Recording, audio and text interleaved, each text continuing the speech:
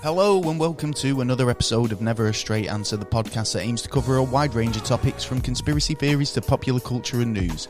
I'm your host Gaz, and joined in the studio, he's the fantastic teleporting Taylor. Hello. Hey, how's it going, mate? Yeah, man. Yeah, it's been another week. Episode 70. Can you believe it? Getting old now. Can you Adam and Eve it? Yeah, it's getting on now, isn't it? Are we considered veterans in the field yet, or what? I don't know. I'll give it a couple more years. Yeah, I reckon so, yeah. All right, fair enough. Chance. Veterans a strong one, isn't it? Yeah, I'd say we're established. Legends, maybe. Established. Yeah, we're established, but we're going to become legends by the end of it. That's strong. Well, let's hope. Welcome to the show. Welcome returning listeners and new listeners. You're in for a treat tonight. We've got a really pretty entertaining show. It's a topic that I've wanted to cover for a long time. Yeah. We'll get into that in a little bit. But, you know, how's your week been anyway, mate? I've been in bed, sucking on a Smartie, mate. I've been ill. You've been ill? Yeah. Well, to be honest, I've still not got over that, what I had over the end of Christmas. It's literally been lingering. Yeah. I tell you, the Manchester winter's not been kind to us, has it? No, it's been cruel. Yeah, it's going to be cold this weekend. It's cold. Well. Absolutely. Everyone's poorly. And then, it's just like, you got to get on with it though, haven't you? Do you know what I mean? That's how we roll. Yeah, that's how we roll. Mentality, man. Yeah. You just got to get on with it. Yeah. So, you know what I mean? There's people out there that are like, oh, yeah, do you know what? We won't do the podcast this week. Because we're feeling a bit rough. But we'll try our best. Yeah. You've got to be on death's door for us to cancel. Yeah, that's true. Well, like I say, we've got a pretty interesting episode for episode 70. Where today we're going to be looking at the Philidepha Experiment, also known as Project Rainbow. From the city of brotherly love. Yeah. It's a pretty interesting topic, and I think it covers quite a lot of different subjects that we kind of love, to be honest. Yeah. It's got teleportation, time travel. Yes. Aliens. Yeah. UFOs. Tesla, Einstein. Yeah. UFOs. It's got the lot. It's got a bit of everything, hasn't it, really? Yeah. It's even got a bit of Hitler in there. It definitely got a bit of Hitler. I wouldn't mind, though, because, I mean, like, it is a pretty far-fetched story, right? I've got to be honest, right? Yeah. And researching it does kind of go down roads where you think, no, this... Did you believe in this when you when I first heard about it? Yeah, I found it interesting because it's one of those topics that I I'm drawn to time travel stuff anyway. So if it's a time travel story, I'm gonna have a look at it. Yeah. But I mean, this isn't so much time travel. It's got a little bit of time travel elements, but majority of it's more about an experiment where they were trying to achieve one thing, and then ended up doing something totally different. But it still had those implications. Like I say, it is a very varied and interesting topic, but it's a long one, so we're going to try and cover it all and get through it. Philadelphia, bit about it. Home of Rocky. Yeah, Rocky Bob. Oh, yeah, those famous steps where he runs up to the steps. Also, the birthplace of America. It was the original colony, and the place where the Declaration of Independence was signed. Also, one thing that I'd love to try if I ever go out there, a Philly cheesesteak. Well, apparently it's the Don Dapper when you go out to Philadelphia. You know, you've got to try a Philly cheesesteak. It's cheese on a steak. Cheese on steak sandwich. Oh, it sounds amazing. A steak sandwich. Yeah, it's cheese on a steak sandwich. Like, you know, it sounds good. Mind you, I must admit, down south in England, in London, they have a thing down there of putting cheese on chips. Sausages. Oh, really? On sausages? Hey, I tell you what, though. Oh, gorgeous, mate. Fattening, I think you stick cheese on anything, you're on a winner. Do you know what I mean? Pretty much. Yeah, that's true. To a degree. Yeah, but that's true. Like I say, it draws me to, you know, like the fact that Philadelphia, where I come from, is a spreadable cheese. So, it's a great. Well. Like it. Well, I think I've ripped that off from somewhere. I don't know where though. Still like it. But yeah, so it's going to be an interesting show tonight. Yeah. So like I say, we'll move on to that a little bit later on. at the moment we've got a lot of news to get through, so we've got some... well, have you been up to over the week? I've been working. I was teaching. Oh, yeah, sorry, I didn't even go there, did I? Yeah. Yeah, so I was basically working all week. I was trying to catch up because, obviously, I had a bit of time off over Christmas. Yeah. So I've come back to work, trying to get, me head back in the game. Yeah. It's only January. You got to wait till April. That'll be sweet. Right. So... but then I was teaching a class on Wednesday, I think it was. All right, what were you teaching them? I was teaching a photography workshop. Oh, yeah. And it was basically lighting techniques. So a few different studio lighting setups and kind of like how to kind of achieve certain highlights in a portrait. It was interesting. Right. So, yeah, we had about a class of I think it was about 11, 12 people. Oh, that's not... And everybody, I got an opportunity to, take some photos. Yeah. And, it was interesting. It was a good day. It was a good day, actually. I hope everyone enjoyed it if they went. Yeah. So, yeah, some good stuff coming up in Manchester, actually. There's an exhibition going on in Manchester. And it's an exhibition all about celebrating Mancunian art. Oh, right. And it's an open exhibition. What, like L.S. Lowry and well, stuff no, like no. that? Generally, everybody now, So if you're an artist, so it's a now thing, not if you're an artist, you can get your stuff up there, and it depends. It doesn't necessarily have to be,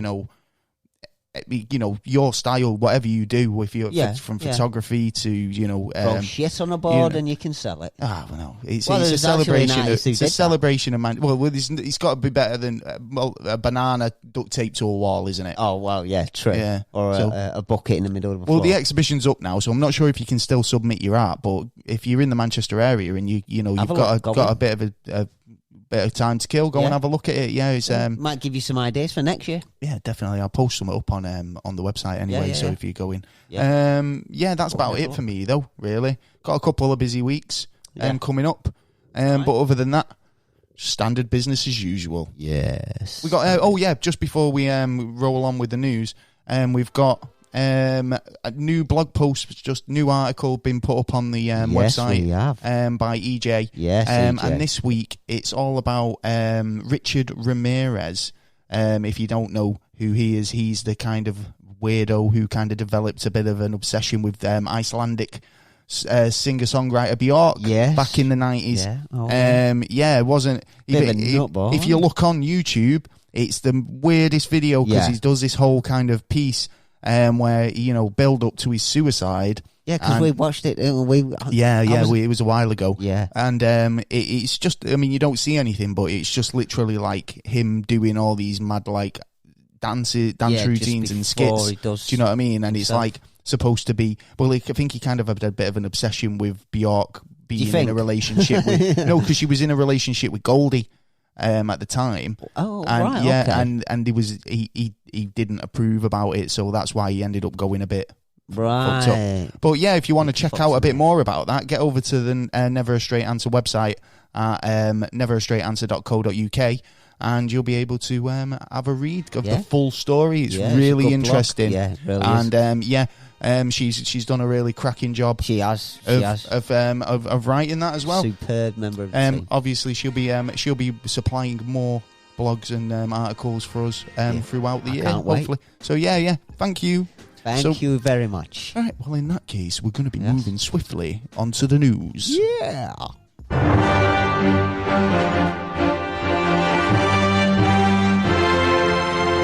It's the news. Whoa, yeah, we're back in the news. So, it's been a bit of a fucked up week again. Yeah, we asked, what the fuck's going on with Meghan Markle and Prince Harry? Oh, this is, you give him the answer to supposedly what's supposed to be going on now. Well, to be fair, after the Sandringham summit, where basically Meghan wasn't invited, she got told she weren't allowed to come in. The Queen's issued a statement basically saying how much she respects their decision and all the rest of it, and how going forward, she wishes them all the best. Yeah, Philip's put out a hit. Oh yeah, well, that wouldn't surprise me. Well, if he can get out of the house, do you know what I mean? He can't drive the car anymore. Yeah, so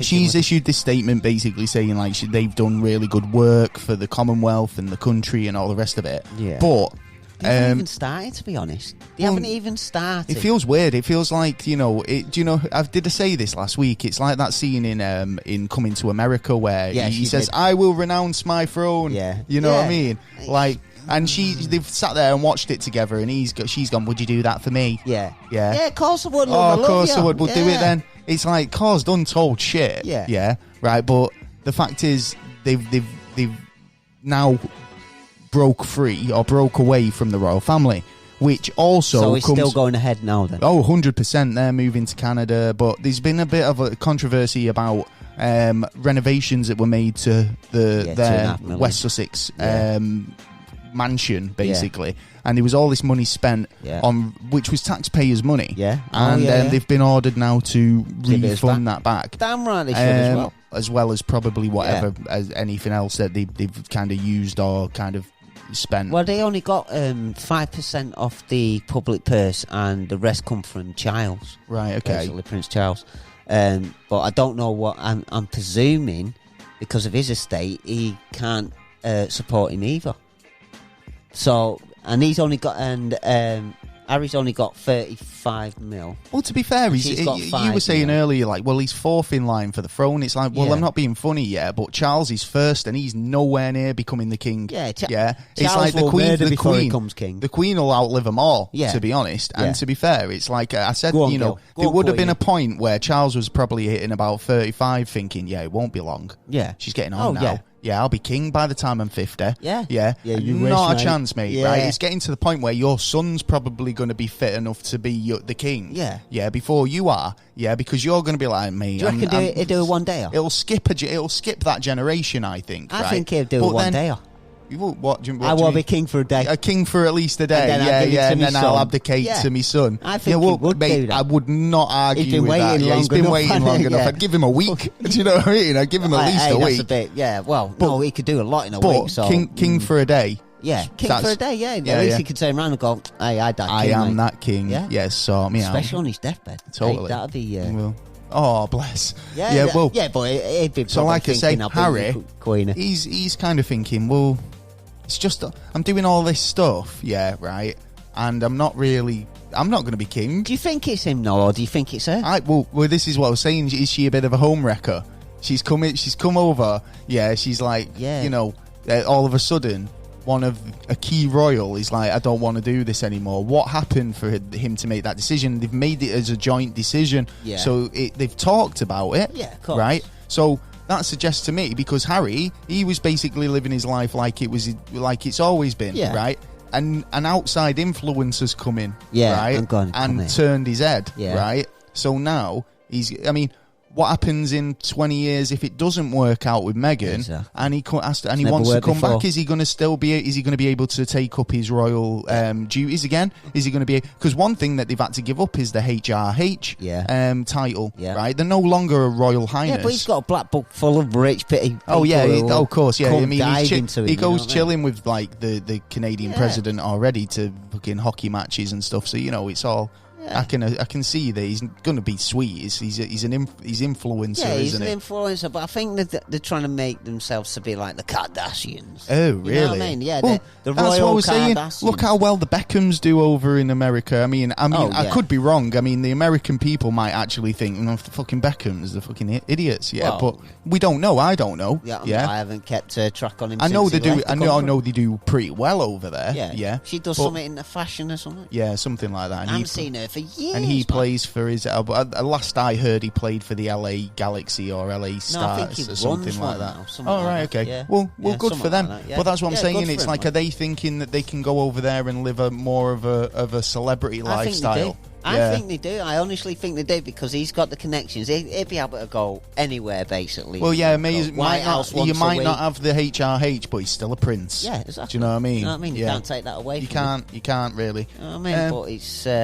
it's dodgy land, and like I said, it's been done before. It's always failed. I say good luck to him at the end of the day. Yeah, good luck. Obviously, if that's what this decision they've made, then I've always said that the royal family, it's a bit sort of It's a bit of an outdated. It's an outdated concept, man. It's like we have a parliament. The Queen's just there for the monarchy, really. It's like just to be there. Do you know what I mean? And she has final say ultimately, but it's like for what they do. Yeah. I mean, they do a lot of different stuff. They do a lot of good cause stuff and charity work as well. So I'm not going to slag them off. Well, but you know, yeah, it's just one of them. Do you reckon there's been accusations of racism within the family that she hasn't felt comfortable there? Well, apparently there was a report saying that she's had over 400 sexist and racial tweets.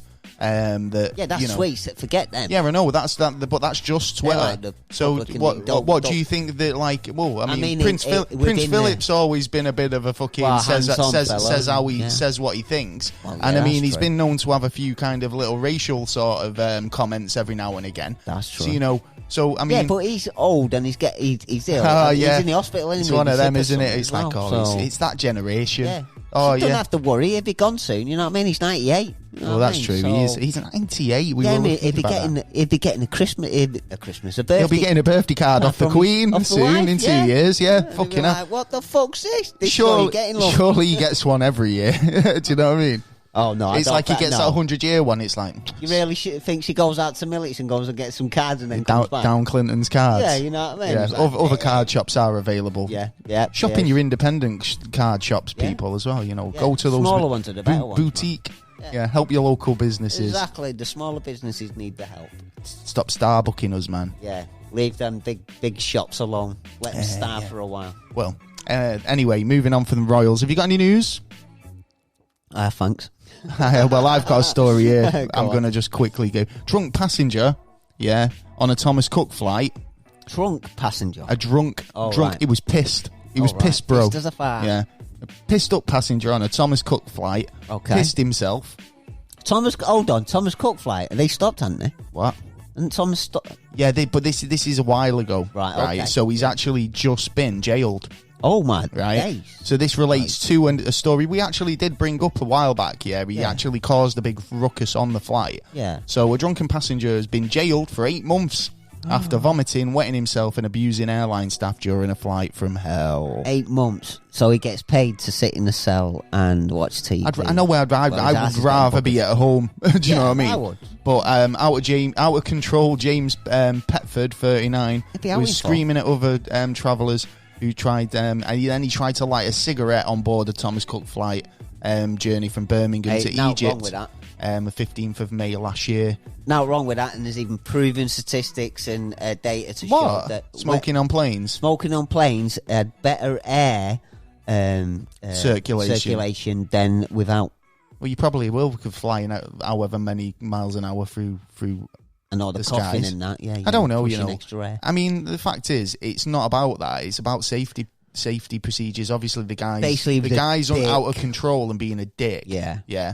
So if that's the case, then he needs to, that's when you need. You can't be going lighting up cigs and stuff like that. When you need an electric prodder. Well, he had to be separated as a violent passenger. Yeah.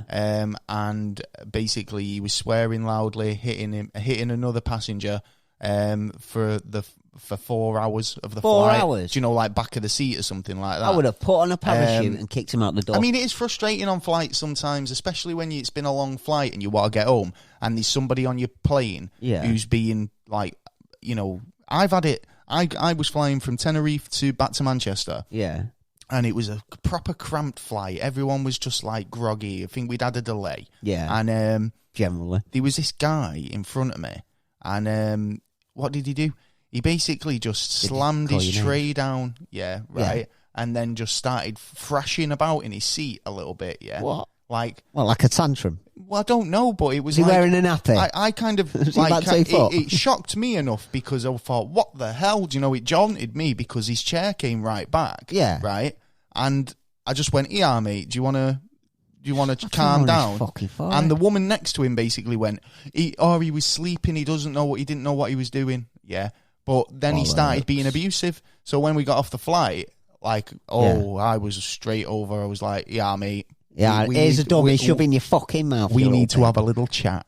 Yeah. Just come around this corner. That was good, actually. But the funny thing was, I had friends on the flight, but they weren't sitting with me. Yeah. So when I had the chat with the guy, like he thought he's bigger now. Don't go get you then outside. My mate just swooped in out of nowhere, and it was like, "Hello." The guy's going, "Oh shit!" He just went, yeah, soz lads, okay. Lads. Have a good Sorry, night. I was a dick. Yeah, don't get myself into much trouble. Yeah. Anyway, it sounds like it. Yeah. So he's basically been jailed for the behaviour and of passengers doing this stuff. Obviously, since like 9/11 and all the rest of it, it's fucking greed. That's what it is. Again, what do you mean greed? It's fucking greed because you're putting more people in a smaller fucking space. Yeah, but then they turn around and say we take pride on selling our flights to the £39. Yeah, well, to the capacity. So it's like everyone's penned in. Yeah, exactly. Do you know what I mean?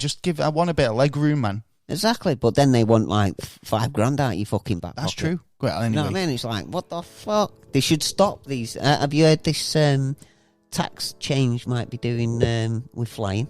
No. Well, you have to pay extra for luggage. Yeah. Right. You're allowed 21 kilograms, I think, but you can pay a bit extra for 25. Well, it's a carbon tax or something. £13. Oh right, right. So I didn't know that. No, I didn't know. Yeah, you have to pay like £13, but because this air company who were going under another one, and the government are considering. Oh, it's B-Fly-B, isn't it? Yeah. Considering getting rid of that. Now the other airlines are complaining. Well, of course they are, because how come the government bails them out, but they don't help? Well, like, exactly. Other companies like Thomas Cook and stuff. It's like, obviously there's been a lot of companies going under in this respect, but it's like when, especially in the aviation. What makes them so special? Is it because the government have got money invested in them?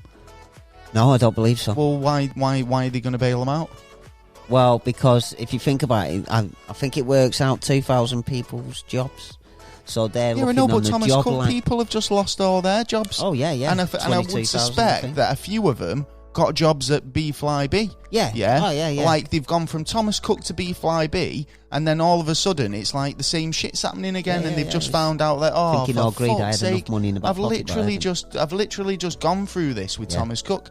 There's not that many airlines out there, and Thomas Cook lost a lot of staff. Yeah. So it makes sense if they wanted to stay in that field, they'd try and get a job in another airline, potentially B-Fly-B, or one of the others that could go under. Yeah. So, it's not fair to the staff of these airline companies fucking shipping them from pillar to post. Now, I can appreciate that if that's the case. Well, fair enough then. If I can understand why they might want to help and bail out then, right? Because but they're not they have gone it. through too much. They're not allowed to do it under European laws, because we're still under European laws until the end, until 2 weeks. Fucking come on, right? Under that, they can't do it. They're not allowed to do it. I know they shouldn't be doing it, but I can see why they'd consider it. Why. Do you know what I mean? Yeah. As long as it was a quick turnaround and you were going to pay me back and maybe a little interest on top. Me? I'm not a fucking bank. I'm a government. You know what I mean? We need to pay. I know. Yeah, we've got to borrow it from a bank ourselves. Yeah. We're building your next fucking runway, so chip in a little. You know what I mean? All right, fair enough. But yeah, they're a bit of an argument over it in a minute. Right. So what do you reckon? What do you reckon is going to happen then? I reckon the government are going to do it anyway. What, just help them? Yeah, I think they'll probably either wait till the 31st and then go, right, well, we've signed the paper, we're fucking leaving. Bam, and then they just do it because it's not their law anymore, I suppose. Yeah. Exactly, and they can change the law. They could quickly do what they want, really, can't they? They can literally. They're at a point where if once that goes through, that like European laws that we had to abide by, we can literally just flip them on the head. Well, as long as it goes through Parliament and goes through the House of Lords. Of course, and passed. Yeah, definitely. But I mean, it's like you don't have to answer to another external body. No. Yeah, all the blame goes back to Boris now. After that date, all the blame goes to the government. I'm interested to see what Boris is going to be doing in the next few years. I'll be interested to see if it changes on the actually now, because you're responsible as a government. You can't come in, do what you fucking want and fuck off and have no consequences. I was listening to a thing the other day on a news story, and it was saying basically how Boris is quite well, he's well known. People know who he is. Yeah. He was the mayor of London. Yeah. He was the editor of some papers. He's done a lot of few stuff. things that brings him a showpiece, I suppose. Well, I think basically he's like had a lot of experience working for a constituency.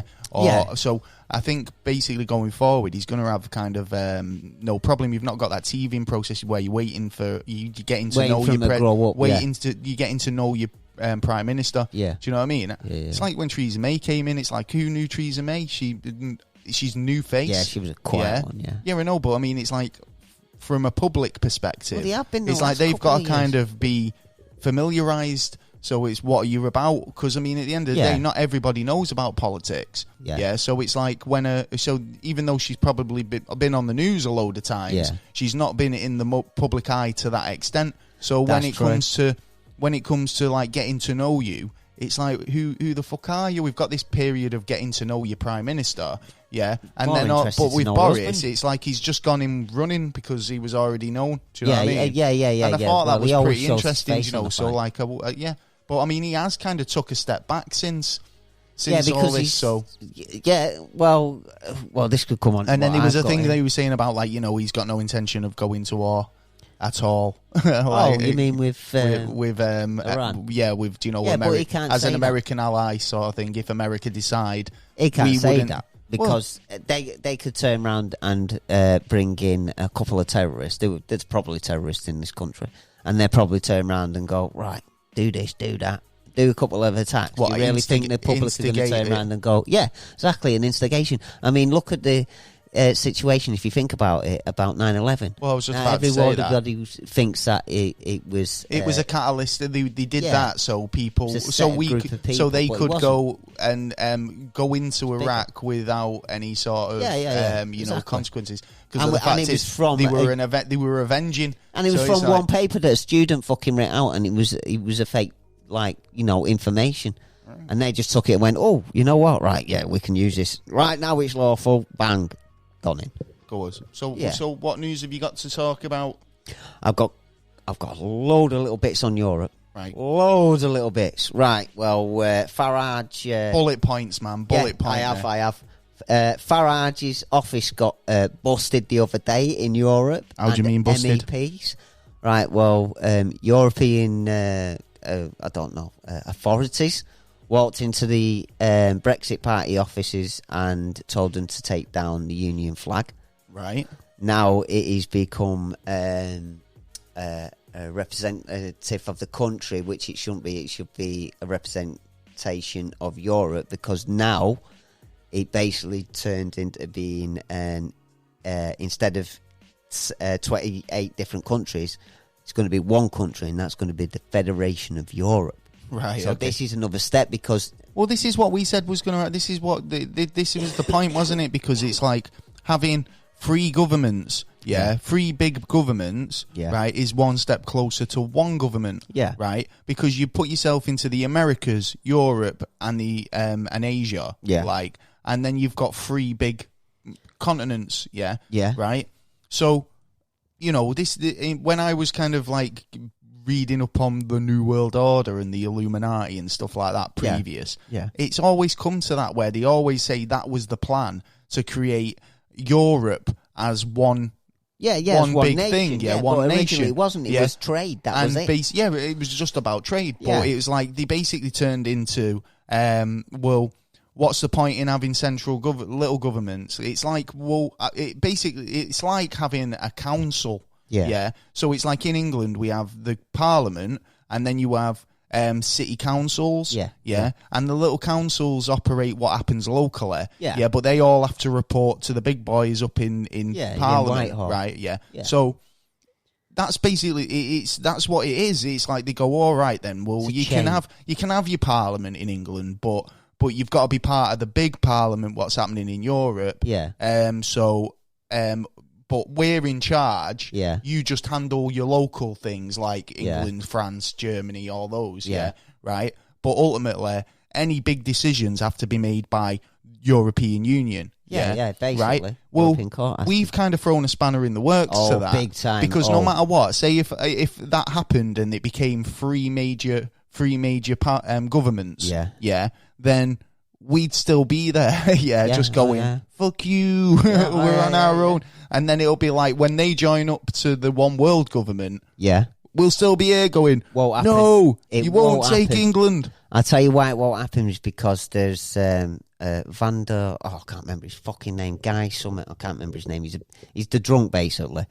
He's a drunk. He's the drunk MEP who basically he's been caught in Parliament a number of times. Very, very in European drunk. Parliament. I was here. I was just drinking. Oh, he said some weird stuff as well.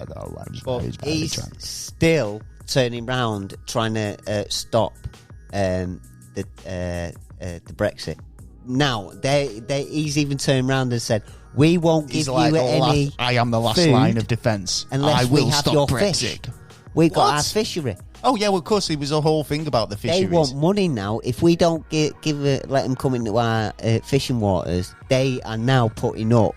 They want more money. But Boris has already turned around and said, "No." At the moment, when it comes to the end of the line, which is where all the agreements should be signed by the end of this year, on the 31st, if that's not done, then it'll be a no deal.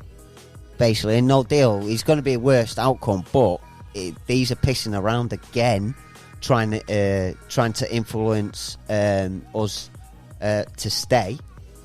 Big Ben, right, at 11 o'clock on the 31st of December is when it's supposed to be signed and it's all over and done with. Big Ben wants to charge 120 grand to ring the bell 11 times, even if they got the money, which there's a thing on the on Facebook on collecting the money. Even if they got the money, they will not be allowed to have it done. The government's it's under renovation. For one, it's actually scaffolded up at the minute. But they could still ring the bell. Yeah.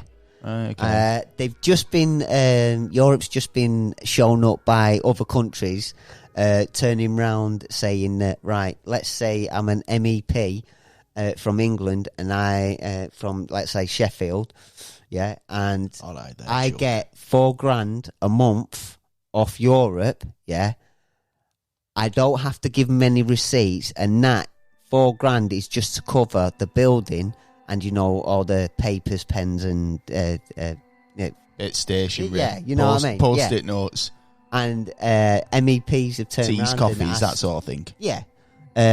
Who do we give the receipts to? And they've turned around and said, you don't give us receipts, that's yours. Get back. Well, you deal with them. You can't do you that. add them up. No, it's got to be. That's why I said before we leave, they need to be audited. The last time they was audited was, I think, in 2014. What, do you think they might owe us a rebate? I think that... No, they definitely owe us a trillion, sorry. Wow. Imagine what you can do with £1 trillion. In the investments that we have over there, we've invested in a lot where we should get it back. But they're just they're trying all sorts. Did you know... Here's one for the to tell you how dodgy the papers are in the news. How many Germans do you reckon for Europe? How many out of 10 people would you say? I don't know, because it's like they make it out as if it, like they're really 80. happy about it. Do you know what I mean? But it's like probably not that many. I'd probably say about 8 out of 10 don't want to be involved. 4 out of 10. Want to be involved in Europe. So six out of 10 don't want to be. 40% of Germans want to stay in Europe, the rest don't. It's funny because Germany is one of those countries that kind of strong as fucking it. Yeah, that's what I mean about the papers lying. But the thing is, it's like, I mean, wow. It's not the first time, is it? No. Really. But do you know what I mean? That you're getting strong-armed into a regime that you're not really fucking too fond of. But the amount of lies on it, you know what I mean? Like, Germans confident.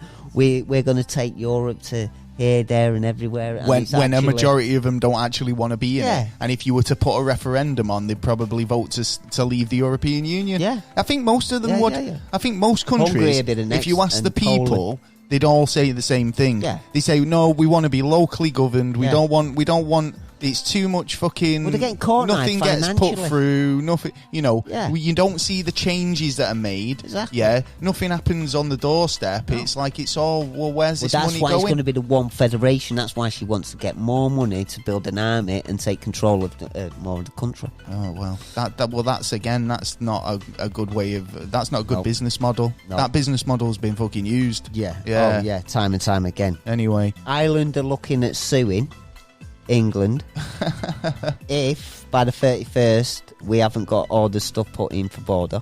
Right, okay. They're looking at it now to see if they can sue us, but who will they sue us with?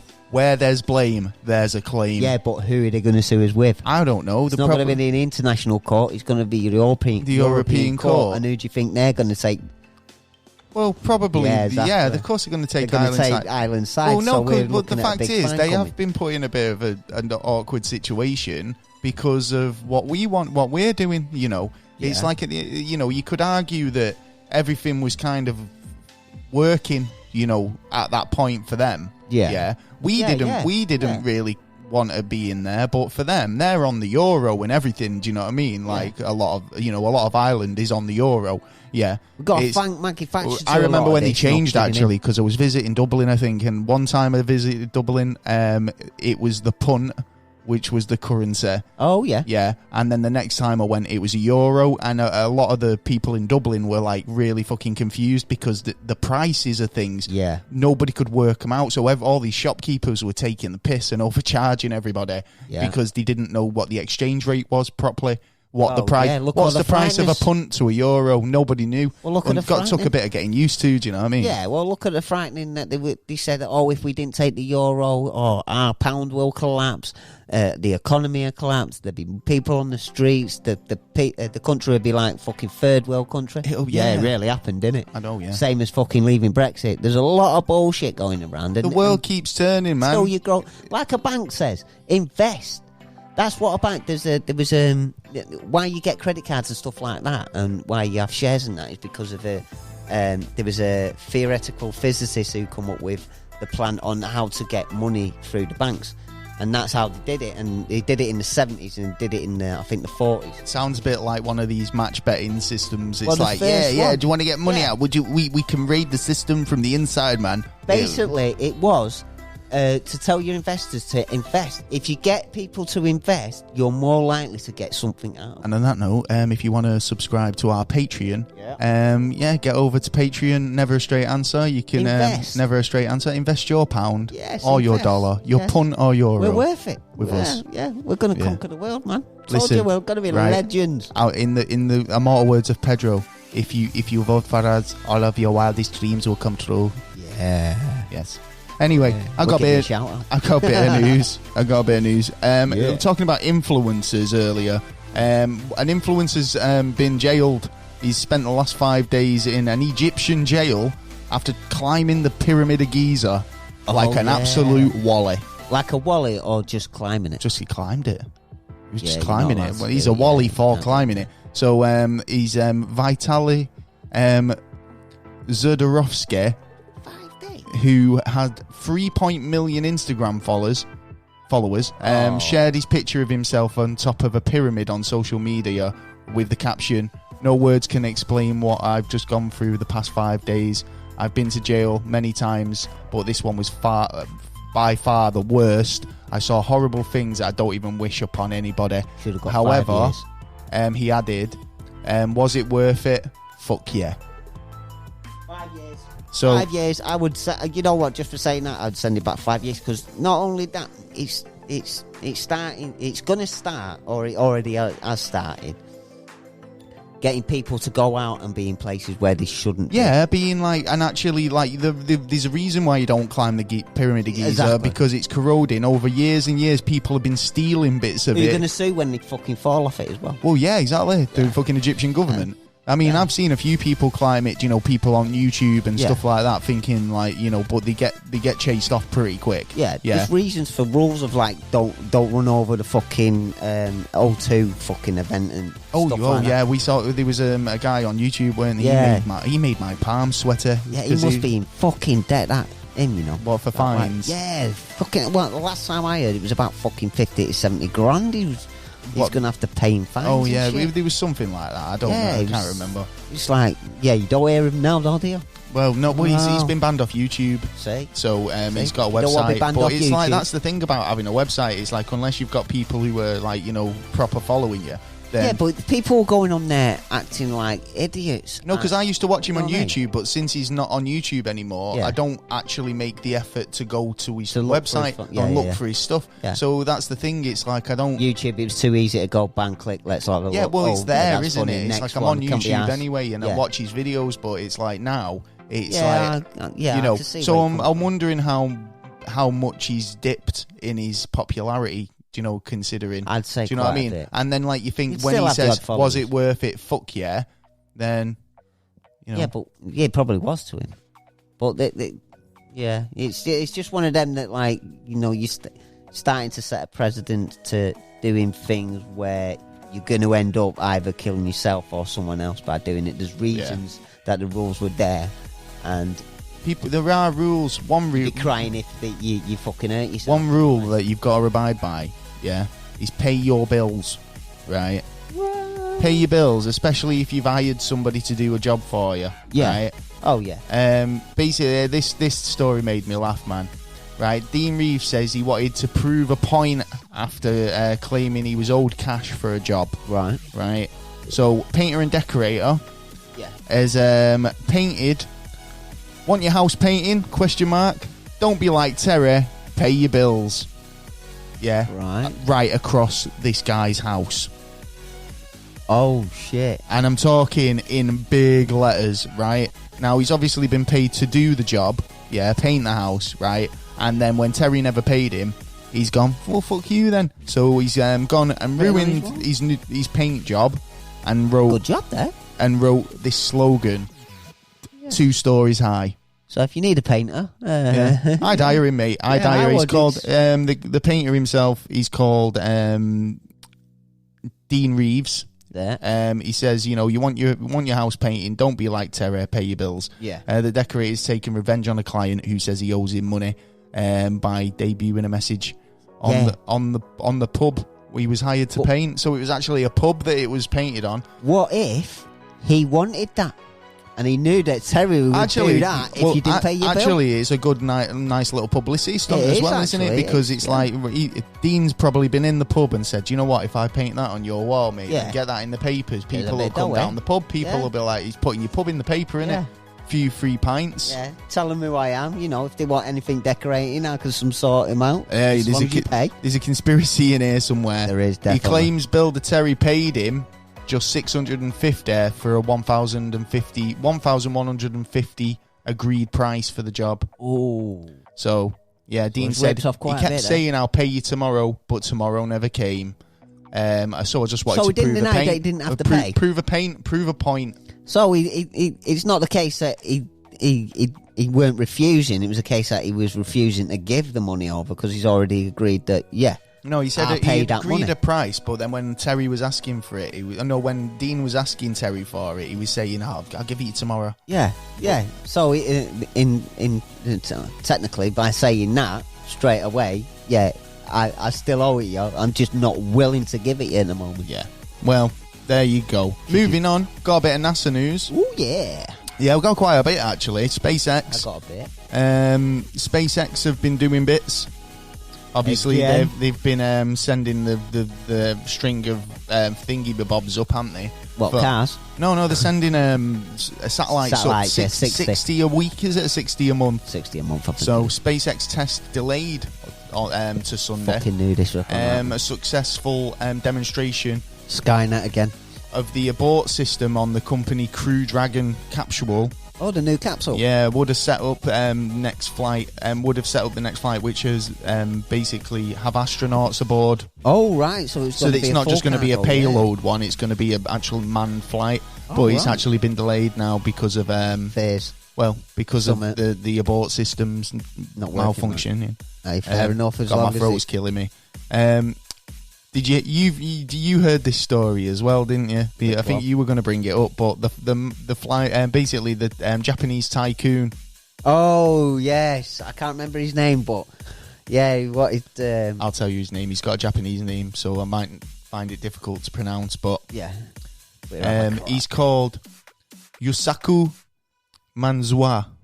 Manzua. Right, so Yasaku Miyazawa, yeah, Japanese tycoon. He's looking for a life partner to take to the moon. I'll go. You'll go with him? Yeah. Oh, bad luck, mate, because the fashion billionaire is looking for a special someone. But basically, a special someone in a TV documentary called Full Moon Lovers. Full Moon Lovers? Oh, right, so he wants to get up there and do a little jiggy. Yeah, of course. Yeah, the Japanese fashion billionaire nice. is looking for a special someone to join him as he becomes the first private passenger to fly to the moon. Yusaku, 44, is due to travel to the moon in 2023 on the SpaceX's first tourist flight. But rather than go on his own, he wants to visit the moon with someone special. Club. That's what he wants. He wants to beat that. So he's been... obviously, he's a tycoon. He's got the dough. That's a first date. Hey, that's true. That is a fucking first date, mate. That'd be hard to top, right? Behind the moon. And obviously... You've heard of the Mile High Club, haven't you? Yeah, exactly, man. Yeah, that's taking that one step further, isn't it? It's like when Yakuzaku and his missus disappear off to the John. I was going to say they'd be the first ones to make love in space. I want to make a space baby. But I don't think they are. I think NASA had a couple of tests up there. Oh, do you reckon? Years ago. Yeah, I'm pretty sure, yeah. What, just like jiggy tests? Yeah, like what we want to see if... So who did they send up... get in the air or what? Who did they send up to do that then? They sent a couple. They sent a male and a female up there. Well, yeah, but they must have been like like a partnership or something because no, it's it was like a drag queen and oh, shut up. Well, no, but it's well, this guy is smashing 5 it. Years ago. All I'm going to say is this guy is absolutely smashing it. Yeah, at least he can say he had the fuck behind the moon. No. Well, it's not. You've had to take it to a crude. I'm thinking romantic. Yeah. That if you think right. Well, he's got. Look, I'm a single guy, right? Yeah. So it's like, what if I was lucky enough to go on a date, yeah. Right. Go in space with him. And, you have to think of something fun to do on a first date. Parachuting. Yeah? Right? Well, mate, it's something different, isn't it? What are you going to do? Right? You've got options, right? You can go to the cinema where you can't talk to people because you're watching a film. You can go to a pub, but there's a danger of getting pissed and making a fool of yourself. And you're on your phone all night. Go for a coffee, yeah? These are slim options. So you try and think of something fun to do. This kid, he's gone. Mate, well, I've got the dough, yeah. I'm already booked on the flight, yeah, right? How much of a first date is that? And it's like... It's an expensive date, that, though. Yeah, I know, but, think about her going forward. She's thinking... She's going to marry him. Well, you took me to the moon last time. What are you going to do? Yeah, for the anniversary. You know what I mean? So it's like we have our anniversary or second date. Yeah, but by that time you've got big shoes to fill there, fella. He'd probably kick the door down after about 10 years of marriage. Go, right, love, pack we're your off to Mars. Yeah, I've got myself a nice little property on the south side. There you go, then. Yeah, man. Well, in Yakuzu. Well, he's got to spend the money somewhere. Yusaku, I'm going to be following that. See who he picks. Yeah, that'd be interesting, man. Yeah, definitely. That would be interesting. What else have we got here now? Oh, yeah, quickly. This is not NASA. Oh, I'll save that, actually. UFO. So UFO fleet flying in formation spotted in California. Oh, yeah. Go, you Californians. So, several bright spherical objects were recently spotted flying over an area in Los Angeles, California, based on a video captured by eyewitnesses. The strange UFO appeared to be flying in formation. According to our website, latest UFO findings, the strange objects appeared over Los Angeles on the 11th of January. And based on the photo, the videos taken of the sighting, the UFOs appeared to be like twinkling like orbs in the sky. So get your alien guns ready. All of them appeared to be the same size. Right, okay. As noted by one of the eyewitnesses who claimed, who was able to record the appearance of the UFOs. Yeah. He spotted 3 of them at one stage. Oh, I've seen that were flying in a straight line, and then slightly below them, 5 more orbs were appeared, flying in formation.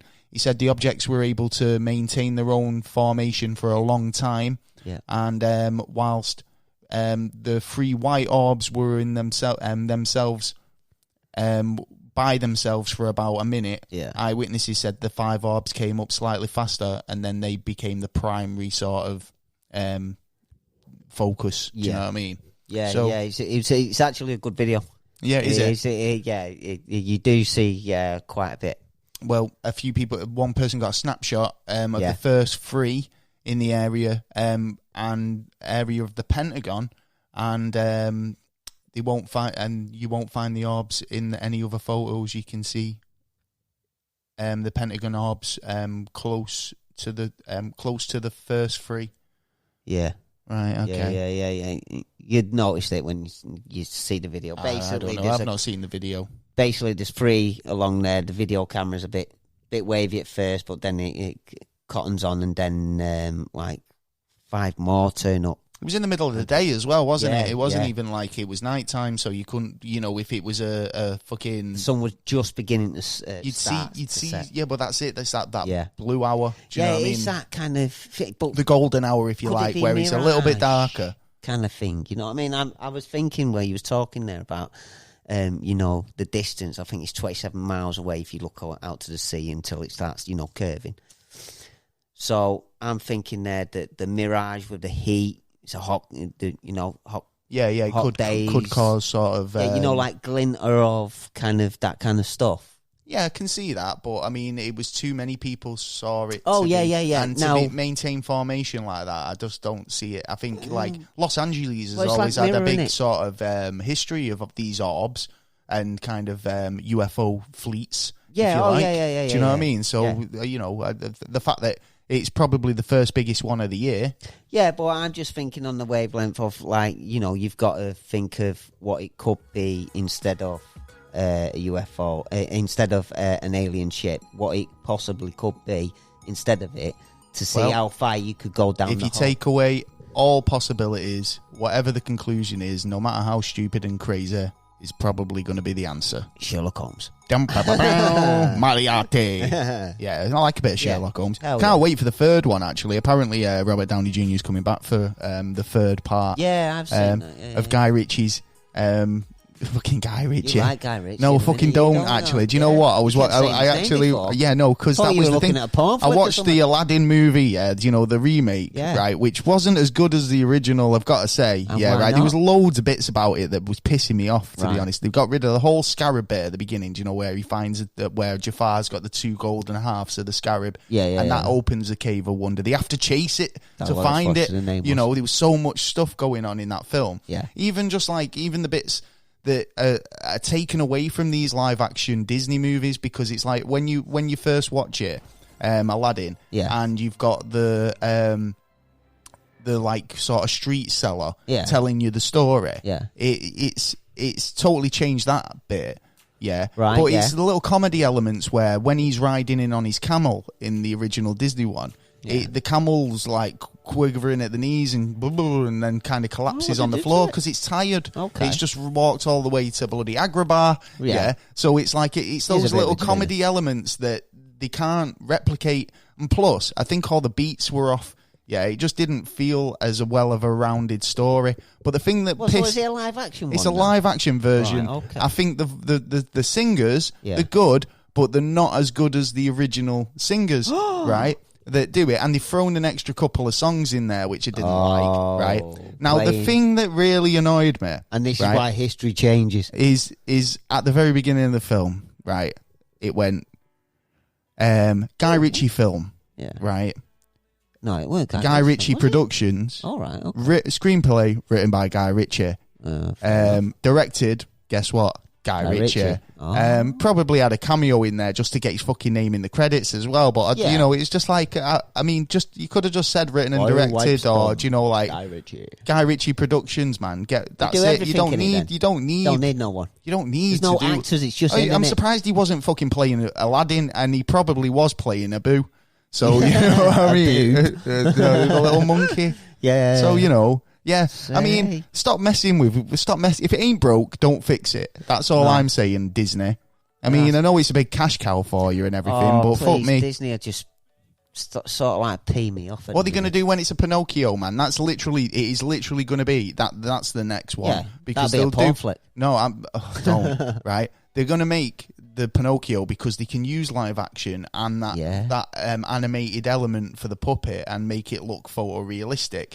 And you know what? Pinocchio, if they stay true to the actual original, it can I can see it being a pretty dark film. Do you know what I mean? But like you said, like they've changed it in a film that was upbeat and a little bit of darkness to bring it. They're just going to do exactly the same with the darkness film with. Well, it's not the fact that they made it dark. It was the fact that they just took bits out, and then I just didn't think it was as well rounded a story and told as well. So stars out of 5 stars. Out of 5 stars, I'd say 2.5. Right, 2.5. 2.5. Right, man. Yeah, and that's giving it.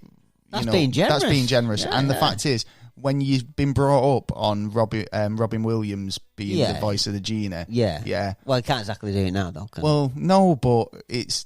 Mind you, they could do his throat. They could have probably just used all the original fucking I was just audio. That myself, from the original one, it's all the dialogue that they need, right? But obviously, likenesses and stuff. Will Smith didn't do Did he do a good job? He didn't do the worst job, but it was like there was a lot of stuff that I loved about Robin Williams in that film where he didn't. Yeah, but he's a different character, isn't he? He's like, he starts beatboxing at one point and does a bit of a rap. You know what I mean? But it's like you don't get none of that where he's kind of shifting his face to look like Jack Nicholson or anything like that from the original. But there you go. Anyway, I think I talked about bloody Aladdin for a little bit too long. I know.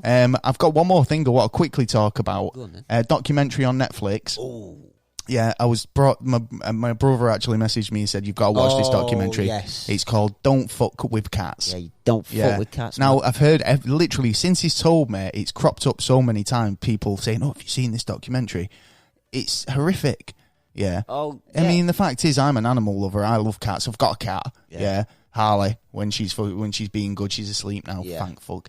But you know, this person, he's done something to a cat or a couple of cats, and the people and posted a video about it. Yeah. And the people of the internet went fucking Bruce Wayne Batman and did the most sickest detective job trying to track this guy down, just based on the video with like power outlets and stuff like that, narrowing down where he could be in the world, all the rest of it. But then you get into this whole conspiracy about how he was making these snuff films for the government. Yeah. And, it's crazy. It's a 3-part documentary. It's on Netflix at the moment. Now, my brother turned around to me and said, it gave me nightmares, that first episode. And the first episode's quite graphic. Okay. Yeah. But then, like, the production value kind of drops second episode and third episode. So it's like, I don't know. It could have just been 2-parter, but they've drawn it out a lot. So I don't know what happened. The same thing over again. A lot of the like how it was done was. Well, I'll tell you what.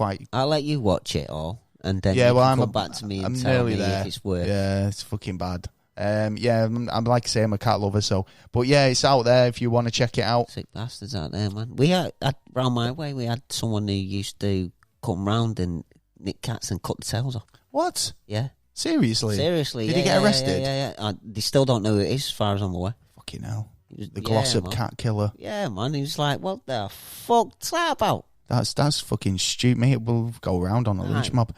Anyway, psycho. I'm sorry about all them cats. Yeah. So, anyway, right. We should move on, really, shouldn't we? We've got quite a lot to get through in this topic. So, like I said earlier, today we're going to be talking about the Philidepha Experiment, Project Rainbow. It's basically one of those stories that, you can believe it if you want, but you can also kind of look into it and find out that it's kind of not really got much evidence to back it up. Yeah, but this is one of them that, I must admit, I do it with quite a lot of them, are on the fence. What, you're on the fence with it? Yeah, because not from what we found, but from the first time I ever heard about this incident and then, checked it out in details and bits and bobs. On the surface, but now on the surface, and the way information changes as well. Look, right. When I was thinking about how we were going to present this topic over, right, I thought about it a couple of ways. Now, you could just tell the story, right, and don't give any of the background information, or any of the aftermath or the build-up, right? And if you tell it that story, then it's a compelling story, it basically, it's like, wow, did that actually happen? Now, you could say, it did. And, you could go away a believer. Now, there's 3-minute videos on YouTube that just do that, right? That say, this is what the Philadelphia Experiment's about. This is what happened. This is the facts, But they don't tell you everything else that goes along with it. So well, it's a 3-minute. It's a 3-minute video, So, I mean, it's like, so I'm hoping that we've looked into it quite a lot. Than a 3-minute video. I've shown Taylor my notebook earlier. It's pages and pages long. It's put me to shame. As we know, I got mine in my head. As we know, we've always tried developing new technology and building weapons. Do you know what I mean? To defend against other weapons. And that's basically what this story is about, right? Yeah, it's defense of the country. Well, don't forget they were about to come into a war. Well, it was 1943. Right. So you were basically in a war, right? And this story based around trying to defend against basically naval attacks, right? So they turned around and went, we need to find a way of disguising our vessels, from radar. That's it. That's all they started thinking about. They were like, right, we're sending out boats, right, with essential supplies and munitions and even soldiers, right? And we have to send an entourage with them. We need to send about 3 other boats, 3,000 miles, to accompany them so they don't get blown up, right? So to try and disguise yourself from radars, from U-boats and stuff, they were thinking, well, this is what we need to do. We need to make our ships invisible, right? Radar invisibility, right? Cloaking, if you like. If you're into your Star Trek, cloaking is the apt term for this, So, they thought about it and they were thinking, right, we've got to come up with a way that, we can do this. ASAP.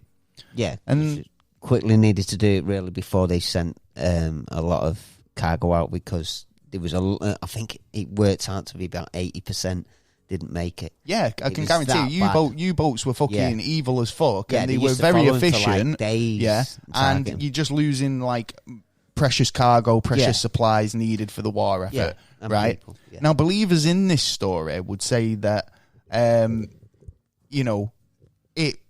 it did happen, and they were kind of very gung-ho about experimentation back then. Do you know what I mean? We've already covered loads of different stories where where the government's gone to hell with the consequences, let's just see what happens. And this is when I was saying like about moon landing, right? If you go to a moon, everyone goes on about like the Van Allen belt, and you couldn't send people past the Van Allen belt.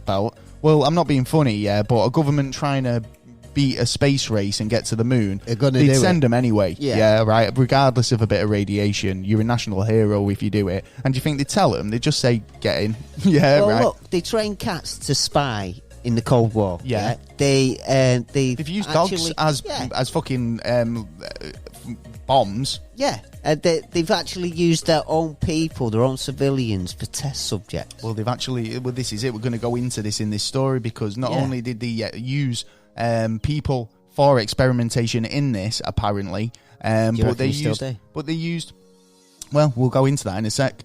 They used livestock, farm animals in these experiments too. Now, as far as using people today, potentially could be. There's a lot of people who go missing every year and they can't be accounted for, so you can't rule it out.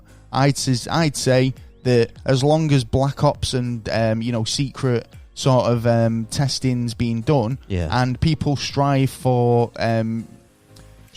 new technological goals. Yeah, but it's who owns it at the time. That's the problem. I would not be surprised if these things did happen today. But there you go. Yeah. Like I say, the US Navy, they were aiming for invisibility, and they wanted to use the Navy because, like, obvious reasons. Yeah. Now, like you said earlier, I'm not sure if I personally believe this, but, you know, you have to think it'd be a cool conspiracy or story if it was true. One way or another, it's something's happened. Well, how do you know? Because there's things pointing at something happened there. Yeah, well... Yeah, you know... Well, the story's based around the naval vessel, the USS Eldridge. Yeah. The goal was invisibility, but as legend has it, they actually managed to achieve teleportation from basically... They sent this boat, this boat was supposed to be in Philadelphia Naval Shipyard, and it vanished, reappearing in Norfolk, Virginia. Yeah. Yeah. Now, the sources for the story are pretty fucking sketchy at the best of times, but all of this info you can find pretty kind of easily, you know, if you look for it.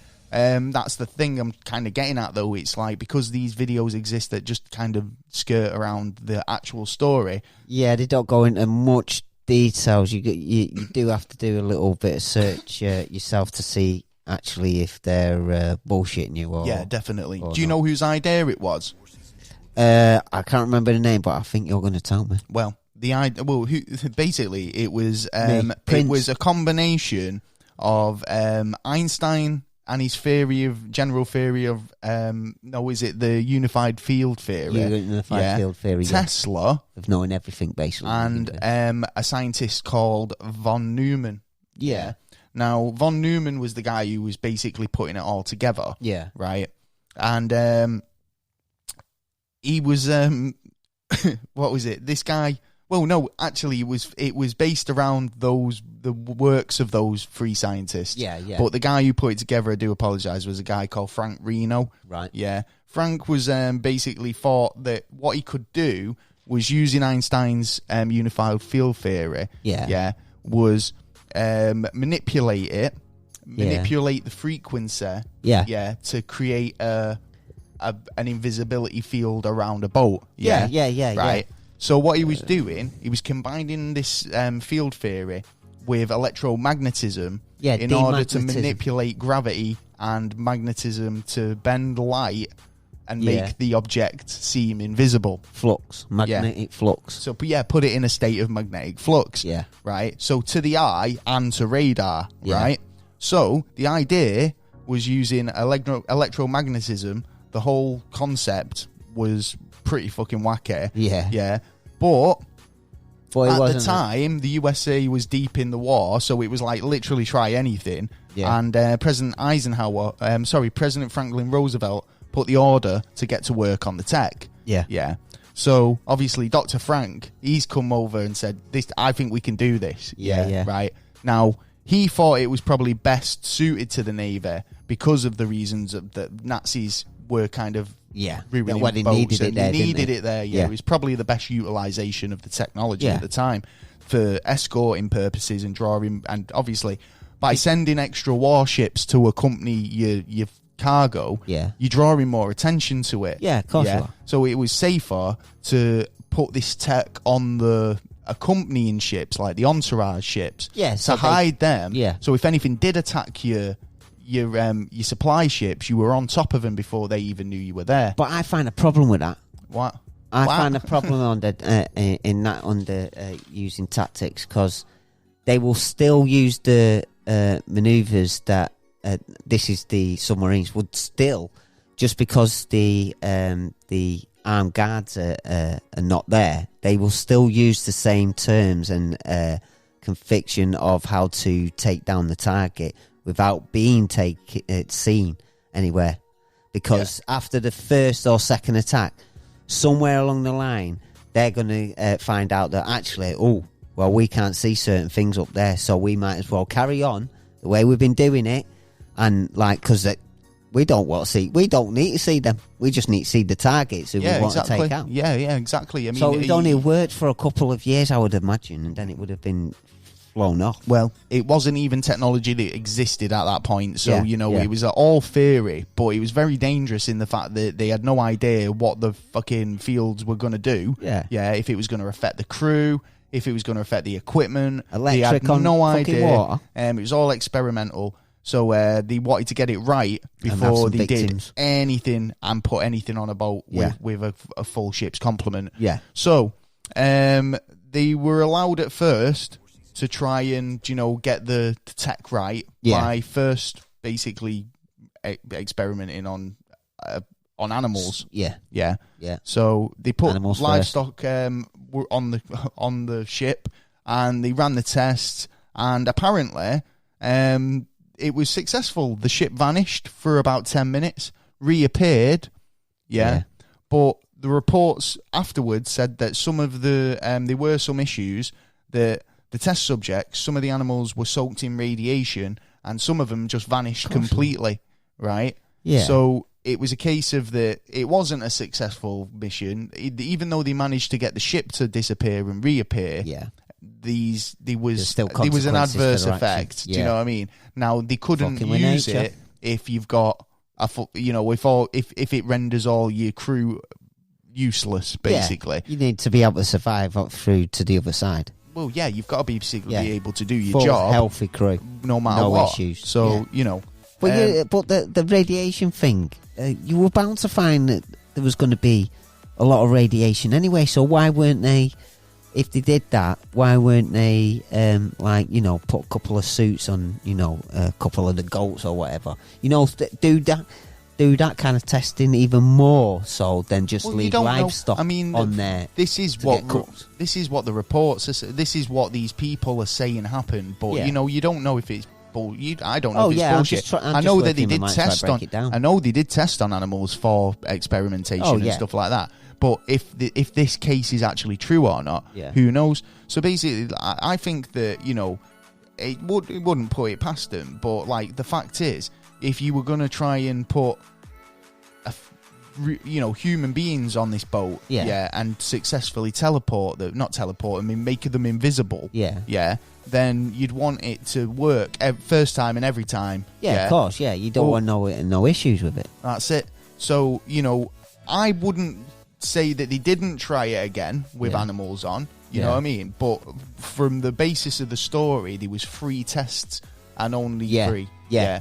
But you never know what was going on behind closed doors, or if they had kind of there would have been loads of tests before, and they would have shown it out in the public. You could be testing in lab, with animals. It weren't really publicised either. Well, no, to be honest. But there was loads of people. Well, this is the thing, you see, because there's a lot of people who say that it never happened and that boat was never even in the shipyard. Yeah, they were in the toilet. It was somewhere else on manoeuvres at the time, so you don't know what to believe. Yeah, even the actual official government documents say that on the beginning of October, when these were supposed to have happened, the ship was in Bermuda, and the second half of the year, it was actually in New York. Well, there you go. Yeah, that's it. I read New York at the time of the which would have been the second half. But the issue with that is, as everyone should know, is paperwork can be changed, especially from a captain's ship back to the office. You know what I mean? Yeah. So at the end of the day on that one, and we have no data behind it like computers to we tracked it to this place or that place. Like GPS coordinates and stuff like that. Yeah, which is more closely relied on. And that's half the reason why this kind of equipment comes out, because tracking is an ability so they can do their job in a way, you know what I mean? Yeah, definitely. Well, they went into the second test. Yeah. They fired up the machine again. They found that this time it didn't really work especially. Yeah, basically the boat, it just kind of developed a green mist around it. I was going to say about this. And it was just there fogging up, not really doing much. And you know what that reminds me of, Kevin? What? When they first made submarines.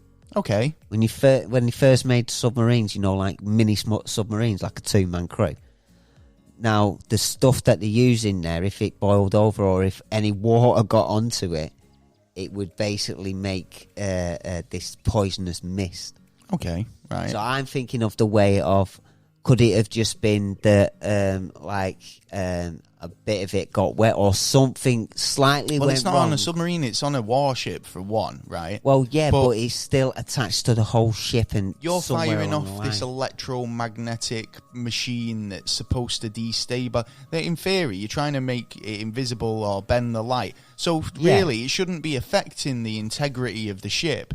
All you're doing is trying to make a field around it that manipulates the light bouncing off it and hitting your eye. Yeah, but the problem is if you have a look at the photos, you'll see over majority of the top end of the ship and the side of the ship, you'll see cables. And the cables were there to use to do the part of the electrifying of it, of trying to... I'm sat here nodding. Going, I'm listening, go on. But, so on that basis, that, there has to be, some kind of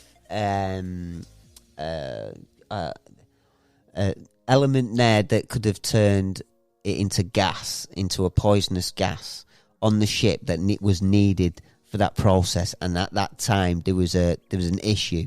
Or maybe even one of the animals that was there in the last time, dropping the shit in that could have had just dropping their droppings in a certain area could have made a reaction. It was actually this second occasion when the green smog cloud kind of attached around. No, because like in the first instance it vanished and reappeared 10 minutes later. Yeah. The second test, like I say, it was a big green smog cloud that appeared around the ship. Yeah. But it actually had a skeleton crew on the ship that day. Yeah. And once, the smog cleared, there was reports of feeling sick, nausea, real side effects as far as, the lead scientists could tell. They didn't really see too much about it. They just thought, it's not too bad. It didn't work especially, but, there were some side effects, but nothing as bad as we thought or could imagine. Do you know what I mean? Yeah. So a bit of sickness. They knew what they were signing. It was up kind to, of like exactly. It was like, well, the guinea pigs, aren't they? Yeah. So at the end of the day, they were happy to kind of let them, feel a bit off for a bit. Yeah. Who knows what that led to after the fact? Well, but as far as the scientists could tell, the project was still going ahead. Yeah. But it was postponed for a few months while they could make a few modifications, fine-tuning, and basically make the field a lot stronger. So, which you would think would be a bit stupid. Well, yeah. You know what I mean? Why would you put it so? Because they probably thought, well, we got it last time, but this time we only got a bit of a green mist. So does that mean we need to boost the power a little bit? No, because they actually got to the point in the first one when they actually disappeared. Well, yeah, the only issue was that there was too much radiation there for the animals that died. Well, maybe that's what they did. They dropped it down a bit, but only got the green smog, so they had to boost it back up to try and get the same effect from the first test. Yeah, but you know what? It really makes me think of CERN. It really, really makes me think of the way... of course, like what they're actually doing. They've done certain things and they got, we need more power. Right, all right, 2 years off. Right, we put new power in. Right, you've had 2 years of power. Now we want double that. Oh, what? And now we want double that. Yeah, exactly. We're not far off that mini black hole, are we? You know what I mean? No, well, they've actually done it, haven't they? CERN were doing a lot of kind of, media stuff and kind of putting themselves out there and explaining what they were doing, right? For a long time now, it's been media darkness. I don't know if they're still operating or what. I hear nothing about CERN. I think they're doubling the power, aren't they? Well, that's what I'm saying. So what are they in a 2 year sort of thingy period, like maintenance period? Because I never hear anything about CERN or what they're doing. But I've heard about, obviously, other countries getting on the bandwagon. China's building one that's absolutely dwarfs the giant CERN Hadron Collider. Yeah, so, it's a massive giant. And it will soon be online as well. That's a frightening thing. Now, how much fucking power do you need? Scotty's only got a certain amount of power. And look what fucking trouble we're in. And then you wonder why you wonder why the fucking world's on its ass. So this is it. Well, later on in the year in 1943 in October 28th, they tried again with the old Philidepha Experiment. Well, this time they switched the machine on and there was a big flash of light and the ship vanished.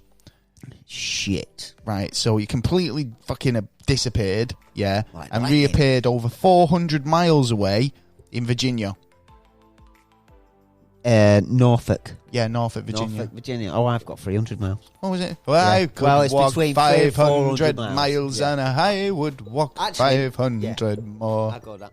It's between 2 and 500 miles. It was a distance away, right? You know, if that's all we're conflicting on, I'm not too arsed. We had basically, so they'd inadvertently basically invented teleportation. Fuck me, Jones. So they were looking for you know, trying to make it you know, invisible, and they'd fucked up. But you know, thank fuck they didn't end up in Germany. Oh, yeah. Do you know what I mean? Middle of the war, there's like all of a sudden fucking naval ship just appears in the dock in Germany, and thank fuck it found water as well. Do you know what I mean? Because at the end of the day, they had no control over where it went. Yeah, it literally just disappeared and reappeared in another US, you know, shipyard. Right, convenient. How can they control? They couldn't control where it was going. They had no way of controlling it. They didn't even know it was going to happen. Right, so the fact is, they couldn't have foreseen it or even built in a device that was like stick your flux capacitor, they knew sticking your time coordinates, and off we go. They knew something like this was going to happen. Well, they must have theorised it. To see where the proof in the pudding is. Well, they tried to, you know, basically invent invisibility, and they've ended up doing something else completely. So, you know, and like I say, lucky there was water about, because it could have just landed in the middle of a fucking city and killed a load of people. Imagine being on the motorway and that fucker dropped. That's what I mean. It's like, it's not exactly like, you know, it's too convenient in my opinion. But yeah, it's like, well, they're just lucky.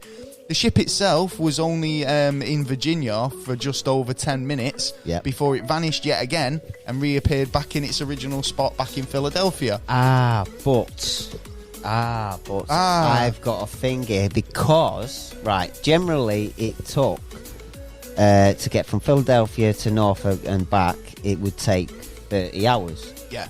Right? That's as fast as you can go to get there, yeah? Yeah, back in them days as well. No, you know, we're in a boat. Yeah, exactly. Well, taking all that boat with you as well, it's going to, you know... Yeah, bit weighty, you know. So go drop a few pounds. But they made it under 6 hours. Now... How did they make it? They were there and back in 20 minutes? Well, this is what the records are saying, basically. That there was a part of the sea that they couldn't go through because it's, you know, very shallow. But they had permission to go through there at that time, so they could cut all the corners and go straight across instead of going round to get out. So what you're saying, that they did it as a publicity stunt, like just to make it there and back in quick time? Because I don't understand why they'd need to travel that distance, because they've apparently teleported. Because at one point it was seen there, and then another point it was seen in Philadelphia, one at Norfolk. So by the time people, like, you know, the timing could be wrong through people, you know, thinking, oh, it was a bit longer than it was, and, you know, the time... Yeah, but surely the people who were actually there, who witnesses on the dockyard in Philadelphia would have been like, I just seen a boat there a minute ago, it's gone now, oh shit, it's back. Do you know what I mean? In a space of 10 minutes. Yeah. Unless there was some sort of skipping in the time frame, where even though it was only in Virginia for 10 minutes, it could have been missing in the ether. Because I was thinking, like, obviously, when you teleport, like, if you think about teleportation, if I wanted to teleport you, I'd have to break you down into literally every atom you consist of, and then rebuild you somewhere else, right? So essentially, is that the same person that left? No, or that is it a rearrangement? It's a rearrangement of all your atoms. Are you the same person that was there? Have you still got the same memory? Yeah. All this stuff, because you're being kind of broken down in one spot and then rebuilt in another. Yeah, it's like fucking with nature, which is going to come back and which bite actually leads me into why, you know, into the effects of this test. Yeah. Because the test had crew on it, basically. All suffered with radiation sickness, burns, some even vanished altogether. Yeah, there's some weird shit on that. Some basically had effects later on, basically developing mental health problems like schizophrenia.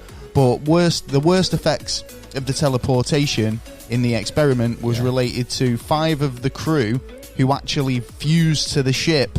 Yeah. Now, like I say, if supposedly, but they fused to the iron of the ship itself, and had become stuck between like bulkheads, and the deck of the ship. Now, it kind of put the image of kind of the Pirates of the Caribbean, in that Davy Jones's ship, where it's like you become the ship.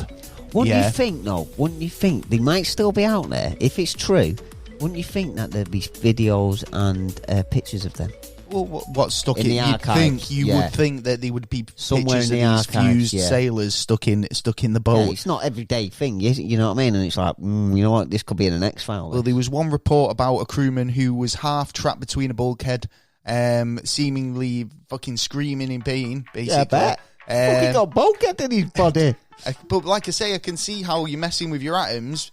If you're a crewman on that boat, and then all of a sudden the boat goes all translucent and shit, and you're all full of radiation, and you're pissed up and staggering around, and next minute, the boat reappears, but you've kind of like, your atoms have shifted, you're moving around on this stationary object. Yeah.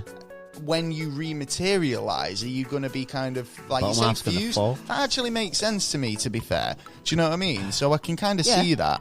I think teleportation in itself's a fucking topic in half. So, but I thought them two in the fucking pub was a bit weird, and the guy going through the wall. Oh, yeah, because there was a chap, weren't they? There was a report of 2 guys in a bar fight. Yeah. Because there was so much stuff going on, because it was actually people who were witnesses just on the dock. Yeah, who started having no, it was actually up the road from it. It was a pub not far from the Navy base in Philadelphia. Off the base, it was off the base, but not too far. But the case itself travelled out. The case itself is based about 2 sailors from that shipyard who were in the pub, ended up in a bar fight.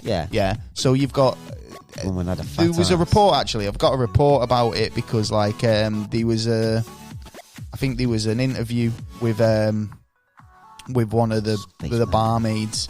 One of the barmaids? Well, the barmaid from the pub. Yeah. So basically, she just basically says that they just disappeared. They disappeared, just literally, they were fighting. They were there. Because the police actually turned up, right, to break it up. Yeah. But, like, when they got there, the bar was empty.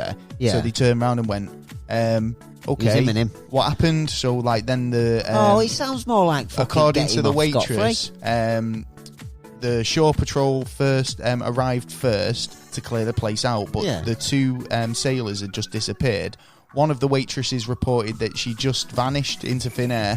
So basically, this would have just been another crew member who'd been on that boat. I'd love to know the names. Or been in the vicinity of the boat when they did the experiment.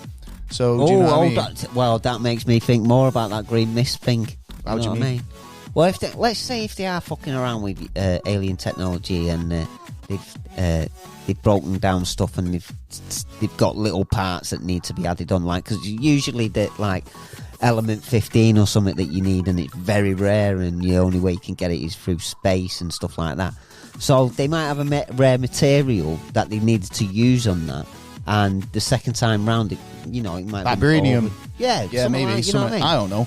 But it's actually... But then again, I'm thinking now about the electric charge on the third one when the electric spark and it disappeared. Well, it was a big blue flash, wasn't it? Where did the rest of the lightning go? Where did the after effects of the lightning go? Who knows? Everything, there's no such as nothing there. Well, it's hit the boat, has it? It was the flash. Whatever that device was, it ignited the boat in a blue flash and it disappeared. And how close was the bar? And how close? How close were people just on the dock? And has anyone disappeared since afterwards as well? Loads of people, yeah. So one man, literally, I've got a few here. So the crew that survived, and literally there was loads of them with mental health problems. Yeah. They were all sent to asylums for testing and reported missing in action to the families, which pretty much wasn't uncommon. That's bullshit, man. They basically stuck in an asylum. those who didn't suffer from any effects were brainwashed to try and make them forget about the horrific incident. I can only imagine the worst. That's worse than, you know, the experiment itself, to be honest. Yeah. One man was reported to have just gotten up at dinner time, walked through a wall and vanished, never to be seen again. That was some weird shit, man. Now, as the story goes, the tech and the electromagnetism stuff and the unified field theory was the method UFOs used of propulsion. Yeah. So when the Philadelphia experiment actually started, you know, coming up as a conspiracy, as a theory, as something that was kind of a government cover-up, you know, the idea of that kind of was bandied around with UFOs and kind of how UFOs fly and stuff like that. Right. Yeah. You on about them bringing over a British man? I think it was. I can't remember his name. Well, fuck me. But basically, they brought a British man over to try and tell the public that it was UFOs. It was weird shit to make mysteries. It was actually a guy who was apparently put in one of these asylums, I think, called Carlos Inede. Yeah. Right. Who started corresponding with a doctor called Dr. Jessup, basically saying he'd wrote him a letter telling him about all these experiments. Yeah. Saying he was there on the base, blah, blah. Yeah. You know, like he knew all about it. Yeah. Right. And he starts getting it, and how he was involved with the Philadelphia experiment, and how that method was actually used for powering UFOs. Yeah. So Jessup ends up writing a book called what was it called now? The UFO, the case for the UFO. Yeah. Right? Yeah. And it goes into all this, right? So obviously he's ended up writing to him going, yeah, I agree with you, blah, blah. This is what they did with the Philadelphia experiment. Yeah. Yeah, using the same sort of theories, all the rest of it. But basically, after a few letters, he basically come to the conclusion that this guy was a fucking nutter. Yeah. And he didn't really want anything to do with him. Yeah. So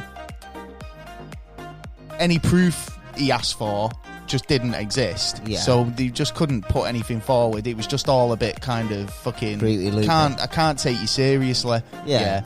But he wrote this book based on that technology and it was one of the first sort of like ancient alien sort of theories, if you like. Yeah. It kind of went into like his book goes into all like the rebirthing of like the planet and stuff like that. Oh, and it's a pretty interesting book. It's available on Amazon and Audible, and it's called the UFO, the case for the UFO. Yeah, and it's by a guy called Jessup's, Dr. Jessup's. So according so one other side effect from the Philadelphia experiment was a thing called the freeze. Yeah. So people were reporting that they were having like these sort of freeze out moments, right? Yeah. But when they came to, they didn't remember anything, or they were some of them didn't remember anything. Some of them were reporting seeing UFOs and aliens, having experiences. But basically, they just go into a trance, and nobody could kind of like shift them. Apparently, only one way they could do it was if another crew member put their hands on them, right, and they'd snap out of it, right. But after one lad went over and his friend was in the freeze, he put his hands on him to try and snap him out of it, and he ended up combusting, woke up in a burst of flames, and just died, but basically his body carried on burning for days after. I know. So they would, after that, they turned around and said, "Nah, you can't do this anymore. If anyone goes into this freeze, you've just got to leave them." Stay away. Which led to the term the deep freeze. So sometimes these crew members would stay in the deep freeze for absolute months. Do you know what I mean? Fuck, and that it was must like be, it was absolutely crazy side effects that from must this. be a lot to hide as well, man. So,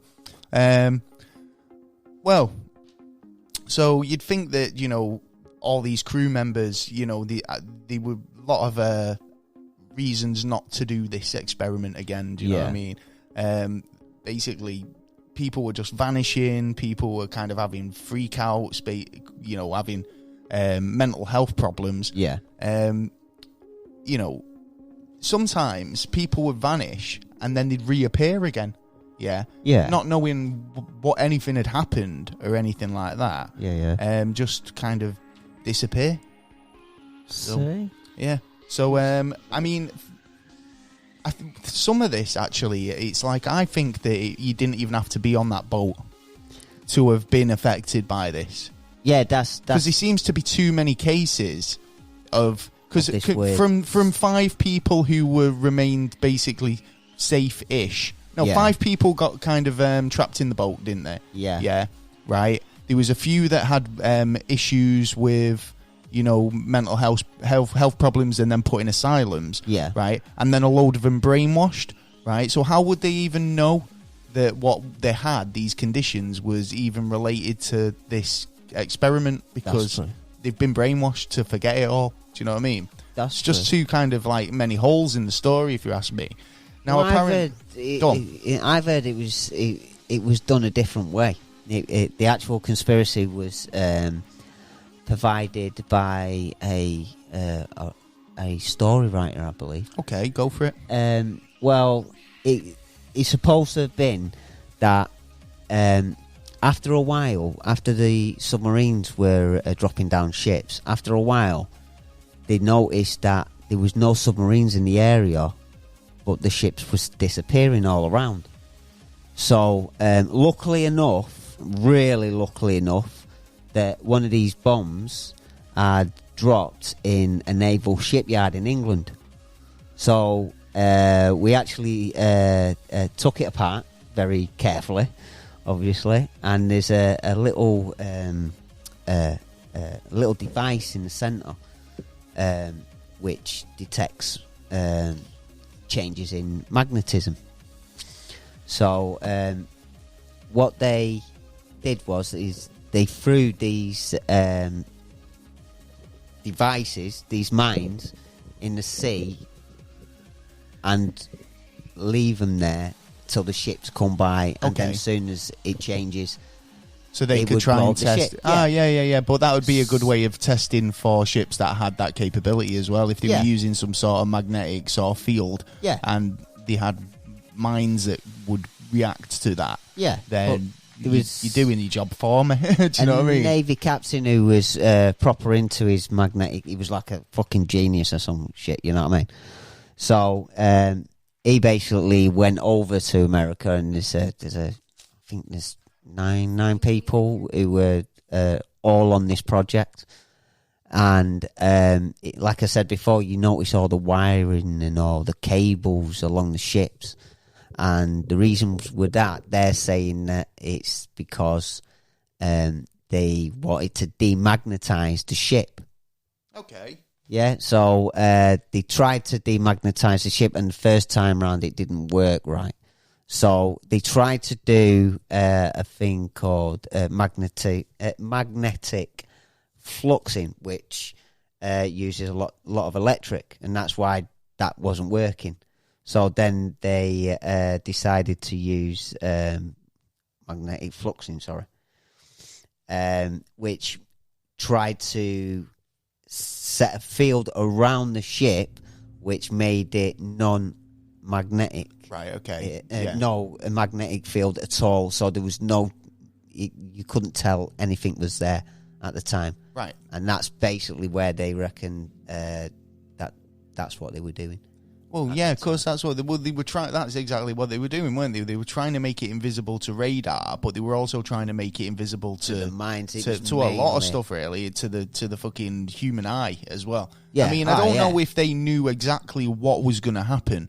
Do you know, if they were going to, it was all experimentation and all a theory at the time. Yeah. So I think, if this technology was real, and they'd experimented in it in such a way that, they reckon we have done, then wouldn't they have developed that by now to an extent that it'd be mainstream? It would be mainstream. It's no. Well, how do you know? Because that's what happens. Technology does move like that. It's stuff that used to be highly classified is now fucking everyday occurrence, So I don't know. I think like if it was, it's 50, like the battery. Well, we're looking at 70 years ago getting on, right, or 70 odd years ago. So you're telling me that they had the theory and the technology back then to make this work, and nobody's taken it further since. No, because he won't allow. It's the same. Well, no, because the theory of the battery. It's a case of making it safer. So if in 70 odd years, you'd not think that they would have mastered it by now and got it to a safe level where they can go. Actually, this is but why are they going to do that? Because then the companies that they've been greasing for fucking years are not going to make money, so they're not going to get their greasy pants. If you invent teleportation, just think about just transportation of your products and services. You could basically go, all right, well, I don't need a distribution company. I'm saving so much money because I'm just teleporting my goods places. Yeah, but you've got to be able to keep that secret. You've got to be able to hold that secret, and you've got to be able to make, even if you let that secret out just because it does this certain thing, it can also, that little thing could also make other things. It's like I said, the battery equation of like, if I had a battery that was atomically made, matter inside, and I could put it into anything and, run the house, everything's going on it.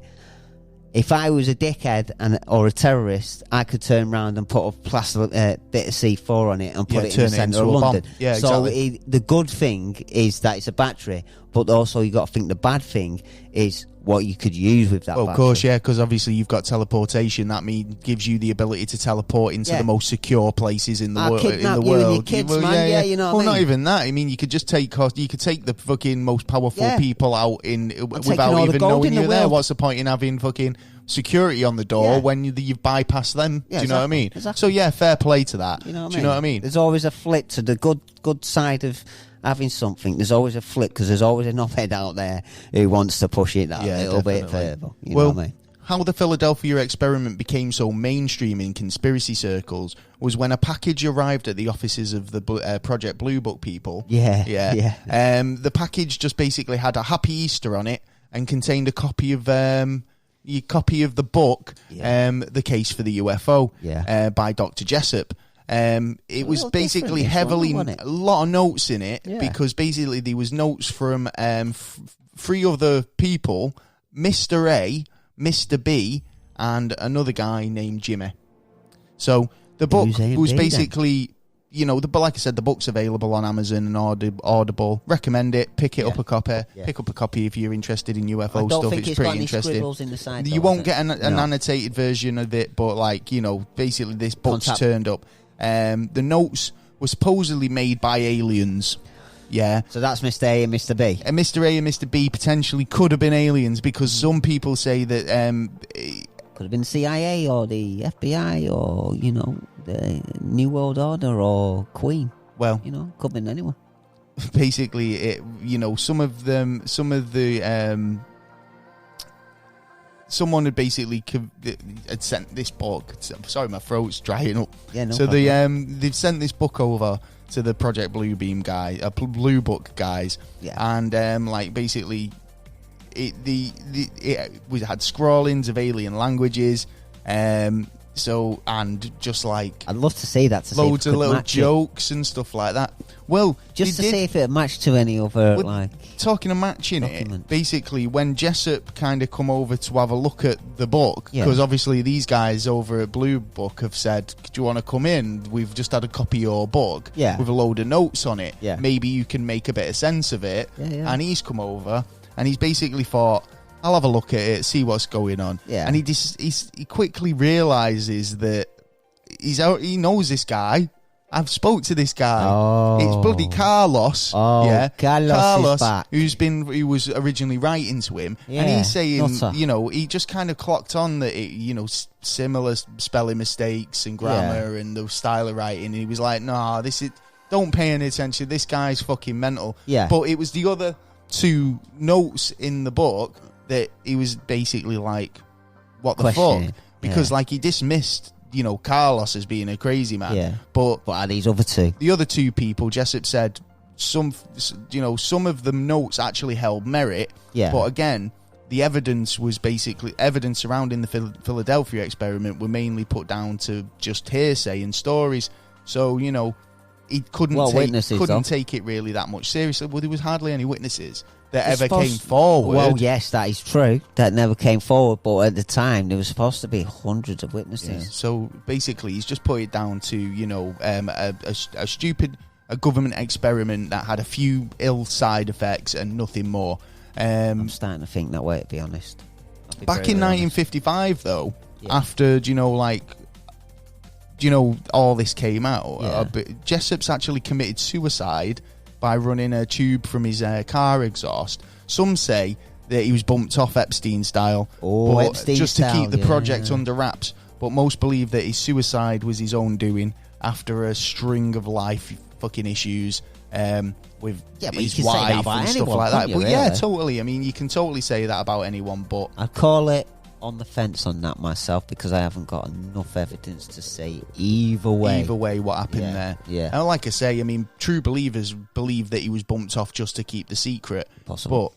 But later on in the 1980s, another man came forward called Al Bulick. Yeah. He said that he actually thought that he was on the boat and that he was involved in the invisibility and teleportation. He thought? Well, yeah, because it was actually after watching the 1984 version of the Philadelphia experiment. Oh, right. Something snapped in his head and he decided, yeah, I was on that boat. Right? Okay. Now, he actually claimed that von Neumann, one of the original scientists kind of like linked to the experiment, had taught him everything that he knew about unified field theories, the experiment itself, and what it was going to do. Yeah.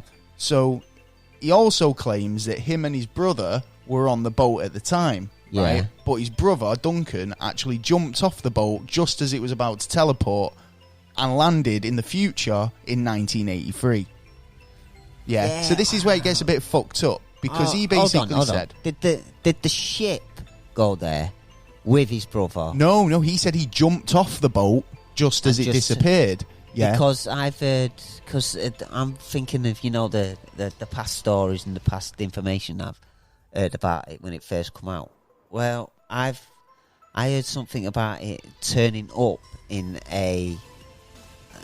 I think it was a museum in 1984. And it stayed there for like 10 minutes. What, the boat? The boat stayed in the museum 1984 now, and then it disappeared. Now, as this I boat know, getting about, isn't it? I mean, where was it? I mean, it was supposed. It always stands around for just 10 minutes and then fucks off again. Well, I traced its history where it actually ended up, which I'm not going to say yet. But I've traced its history, which now makes me think it's a load of bollocks because it didn't end up being in the museum for a number of reasons. Right. Okay.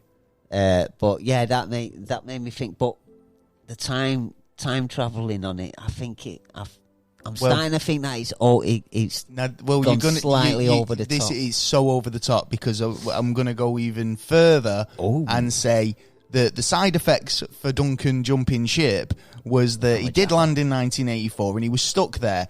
Yeah. And every hour he was there, he aged a year. Shit. Yeah. Until he died, right? Yeah. In the future in 1983. Now you'd think, how did we get the story? Right? Yeah. Who told what the hell happened? Did they quickly write it in like a day or two? Well, apparently, using the Montauk Project, they saved him by time travelling back to 1953, right, and transferring Duncan's soul into a newborn baby. Bollocks. Yeah. Al Bulick, fucking mental.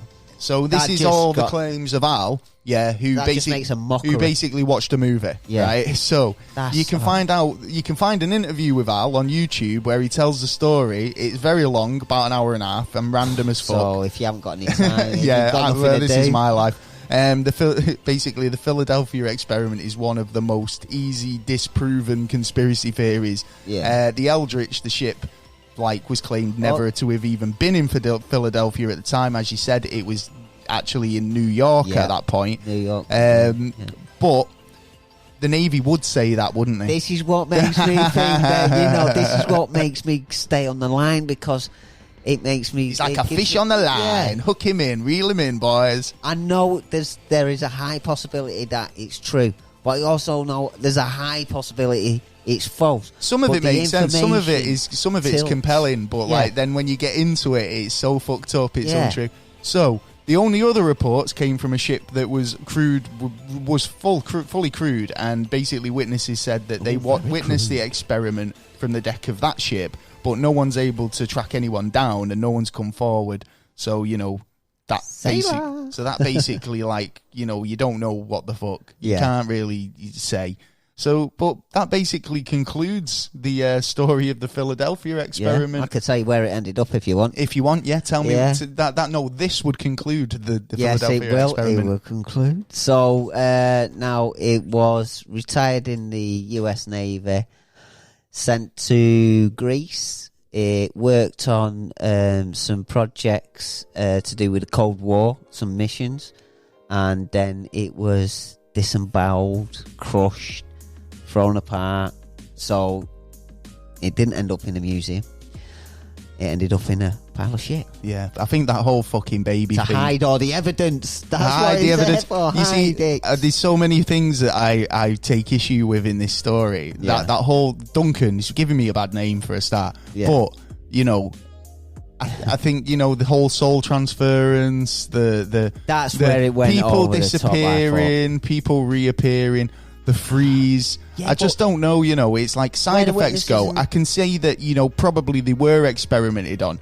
Who knows? These people who had actual, these reports of these incidents where people were having adverse effects to something. Yeah. Doesn't necessarily mean it was that experiment they did on them. They could have done a hell of a... They could have... No, not even an asthma attack. They could have done a hell of a load of different experiments that we just don't know about. Fed full of drugs before. Of course he did. That's what I'm saying. It's like, you don't know what was going on behind closed doors using these people. Yeah. So just because the fact that they wasn't experimented on in a time-travelling fucking teleporting boat doesn't mean that they weren't experimented on. And plus, to the extent where people say, oh, well, they did all this brainwashing to try and cover it up, how well, how do you know? Surely, surely if you're going through all these traumatic sort of freezes and alien encounters and all these other things, then you'd question it, and you'd be like, what the fuck's happened to me? You know what? I watched something the other day, and it made me question,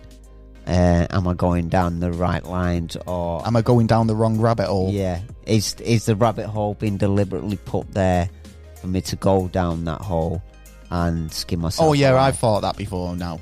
Yeah, definitely. And is it bullshit on this, that, and the other? Can conclude with certain things, and I'm thinking Project Blue Book. Blue Beam. Blue Beam, yeah. Project Blu-ray.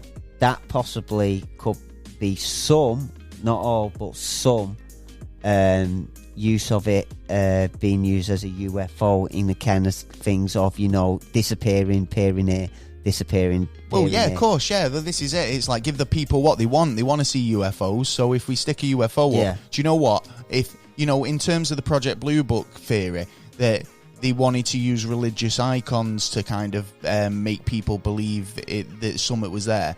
Yeah. Oh, well. Now, to be fair, I'd much more believe the alien invasion. Yeah. Or, it depends. I mean, but it depends to what extent. To me, Blue Book is definitely a good advice to look into it, because of the guy who, I can't remember his name, the doctor, a guy who was put in there to run it, and he turned around at the beginning and he was dead harsh against it. No, it's not happening, there's no such thing. By the end of it, he quit, saying that there's definitely something there. So with all the investigations and majority of them leaving with him saying there's something there, why don't they try and answer the question a bit more better? That's true. They need to get more of an in-depth answer for us. Well, there you go. That was the end of the Philadelphia experiment. We've got some shout outs coming up. Yay, shout out time. It's always I love shout outs. That's probably one of my favourite parts of the episode. And especially when people ask us questions. We had a question this week but from Gareth. Oh, go Gareth. Great guy. Cheers for getting involved, mate. Yeah, he's actually really, he loves getting involved with the show. He's top bloke. Yeah, right? So yeah, cheers for that, mate. He's sent us a question in this week. Oh, who named the dinosaurs? Who decided what they were going to be called? I kind of thought that it might have been down to who discovered them, but you seem to have a bit of a different theory on it, don't you? Yeah, I do. I think this is the way it's done, right? Go on, enlighten us. Don't quote me. If you actually know the answer, contact us and give let us know, but you've got an interesting theory on it. My theory is that, right, at the beginning and at the end, certain, on the letters, on dinosaur, you need certain letters in there. So you take them away, you get rid of the rest of the junk of the word. You pick a dinosaur that was a fucking donkey, let's say, right? Then change that word into Latin. Yeah. Then you put that Latin word with saw in the middle.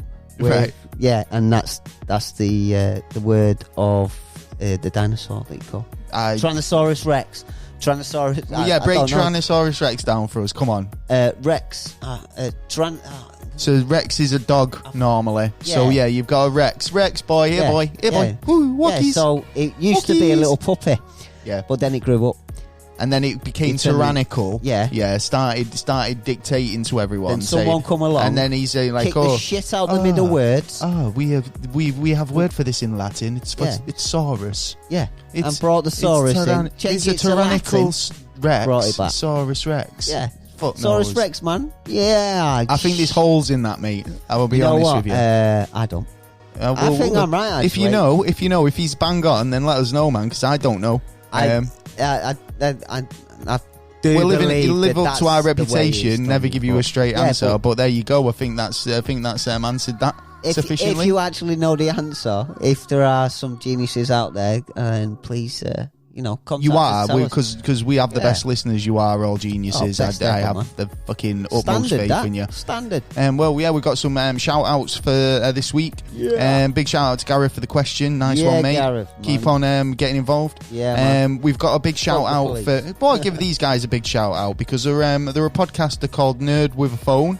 All right. Check them out if you want to get on the download. Check them out. They're basically having a bit of a break at the moment, but they've got like 200 episodes to choose from. So get listening. Yeah. Get catching up. Yeah. So, there's plenty of content there for you. Yeah. They're going to be back soon. So, get perfect time to get listening. And, obviously you'll be catch up to their new stuff. Yeah. So, well in, lads. Yeah, look forward to hearing your new show.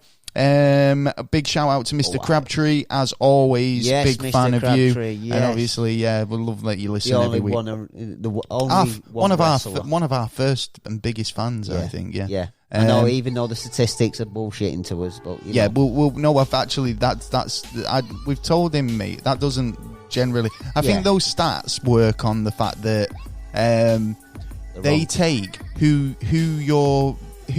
Say if you get 10 people tweeting your retweet or whatever, right. But say Mr. A has got 100,000 subscribers or followers, he has a bigger reach, I think that's what it takes into account, because I've noticed that it just goes on who your biggest fan is in terms of how big they are, not as big as or are they just fucking around with us? No, it's how big they are compared to you. So it's like they're saying they're your biggest fan because it's somebody who's liked your work, but they've themselves got a big following. So your work gets reached by X amount more people. I don't think it's anything to do with like how loyal you are or anything like that, or how many times you retweet or anything like that. But I think I made Mr. Crabtree his own little thing. Do you know what I mean? Yeah. Because we know who our big true fans are. Yeah, man. Want to give a big shout out to I'm getting all tongue-tied. Liz Reader. She does a podcast as well. I think it's called Nightgeist. Nightgeist. Yeah, that's a good name. Check that out. I like that. I think that's what it's called. Yeah, exactly. Yeah, that is. I like that. Shout out to DC High. They're an educational podcast, but with a comedic sort of twist on it. All right. Check them out. Yeah. Big shout out to Nick from Tennish. Yes, and Nick. Tennish, the podcast itself. Yes. If you like top 10s, then they're the podcast for you. come up with some really funny top 10s. Not only funny, informative. I learned that how presidents died in a variety of different ways. Oh, right. And a lot of the time it was just down to fancy living. Do you know what I mean? Yeah, gout was it? I think, probably. But I think dying of the diarrhea. Oh, but yeah, interesting so stuff. bad. That was a while ago, that episode. They've come up with some really cool stuff since as well. Big shout out to Linda Rose. Yes, Linda. For getting involved. The Not So Minnesota Nice podcast, which is returning tomorrow night, I think. I think they were recording. Well, it's not going to be available tomorrow night, but I think they're starting recording it ASAP. Yes. So, we'll be waiting with bated breath. Yes, big shout out to Jesse G. Yes, Jesse. Want to shout out to Mike Winter for basically just saying nice things. He got onto Twitter and said, he retweeted with comment on our last episode and said, I've never seen a ghost, but if I did, I want these guys in front of me, keeping me safe. And I went, listen, mate. We'll be screaming, running down the alley. No, I said, you'll be safe with us, but remember, never cross the streams. Yes. Yeah. So, never. Big shout out to Mike. Big shout out to Susie Taylor. Big shout out to Susie Taylor. Big shout out to our featured podcast this month, which is Grief Burrito. If you want to check out their stuff, go over to the website neverastraightanswer.co.uk. One of their latest episodes is up, but I think they've got a new one since. I might have to update that tomorrow. Big shout out to Jay, who's not here. He's not been here for the last couple of weeks. He's been off doing other bits and pieces. He'll be back next week with us. Busy boy. Mikey, he's not been too well as well. No, another Mancunian in fucking... dire straits. We're dropping like flies. We are. Big shout out to Dunk. He's a top guy. And Swoosh for being a number of Patreon. He's one of our Patreons. Along with Jay. Thanks, guys. If you want to get involved and help us out on Patreon, get over to Patreon. There's a link on the website. There is. But you can also, if you don't want to go down all that route of subscribing and being a Patreon, you can also... basically just give us a donation over PayPal. Since the link on the website there as well. Donation. Well, we need to do a few bits and pieces, and we can't do it. So if you can help us, give us a stuck at a brick wall. We're between a rock and a hard place. But pebbles are not small. We love you. So if you love us, you know what to do. Or you can buy some merch over at the website as well. You can get a t-shirt, baseball cap, mug, whatever you want. It's all provided for you there. We've got a lot of stuff going on the website. We've got a lot of original content, downloadable episodes. You can listen to the podcast. There's news articles, blogs every other day by myself, Taylor, and EJ. So make sure you check those out. Always something to pique your interest, as as stuff that's related to the show and the episode itself. So don't forget, get over to neverastraightanswer.co.uk. You love it, you love it. So I think that's basically it, isn't it? I think that's the show. But we'll be back next week. We will. With episode 71. Yes, and it's going to be a good one. I'm not going to tell you what the topic is just yet. But I think we're in for a treat. Anyway, we always are. Listen, right? I've tried to schedule it. Sometimes back in the day when we first started, it was like, what we're going to do it on this week. Do you know what I mean? Hey, and we had this kind of like just pulling topics out of our asses. So it was like, hey, but they have been good topics. They were all good topics that we've got into. To save that sort of hassle, like. Because it was a hassle. Well, no, it was a few occasions where we'd get halfway through the week and you'd ring me up or I'd ring you up and go, what are we talking about this week? Yeah. Do you know what I mean? Well, that's not really happened recently, so that we'll keep on going like that. That is true. So, we'll be back next week. I think we've got an extra coming up, so if you're interested, download it, tell your friends, tell your mum, tell your sister.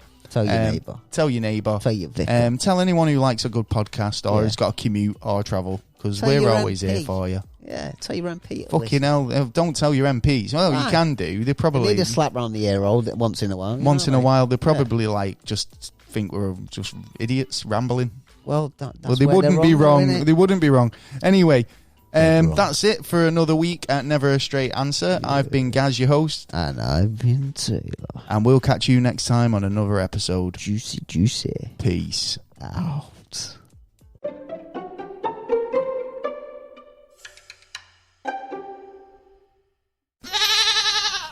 The podcast you just heard was made using Anchor. Ever thought about making your own podcast? Anchor makes it really easy for anyone to get started. It's a one-stop shop for recording, hosting, and distributing podcasts.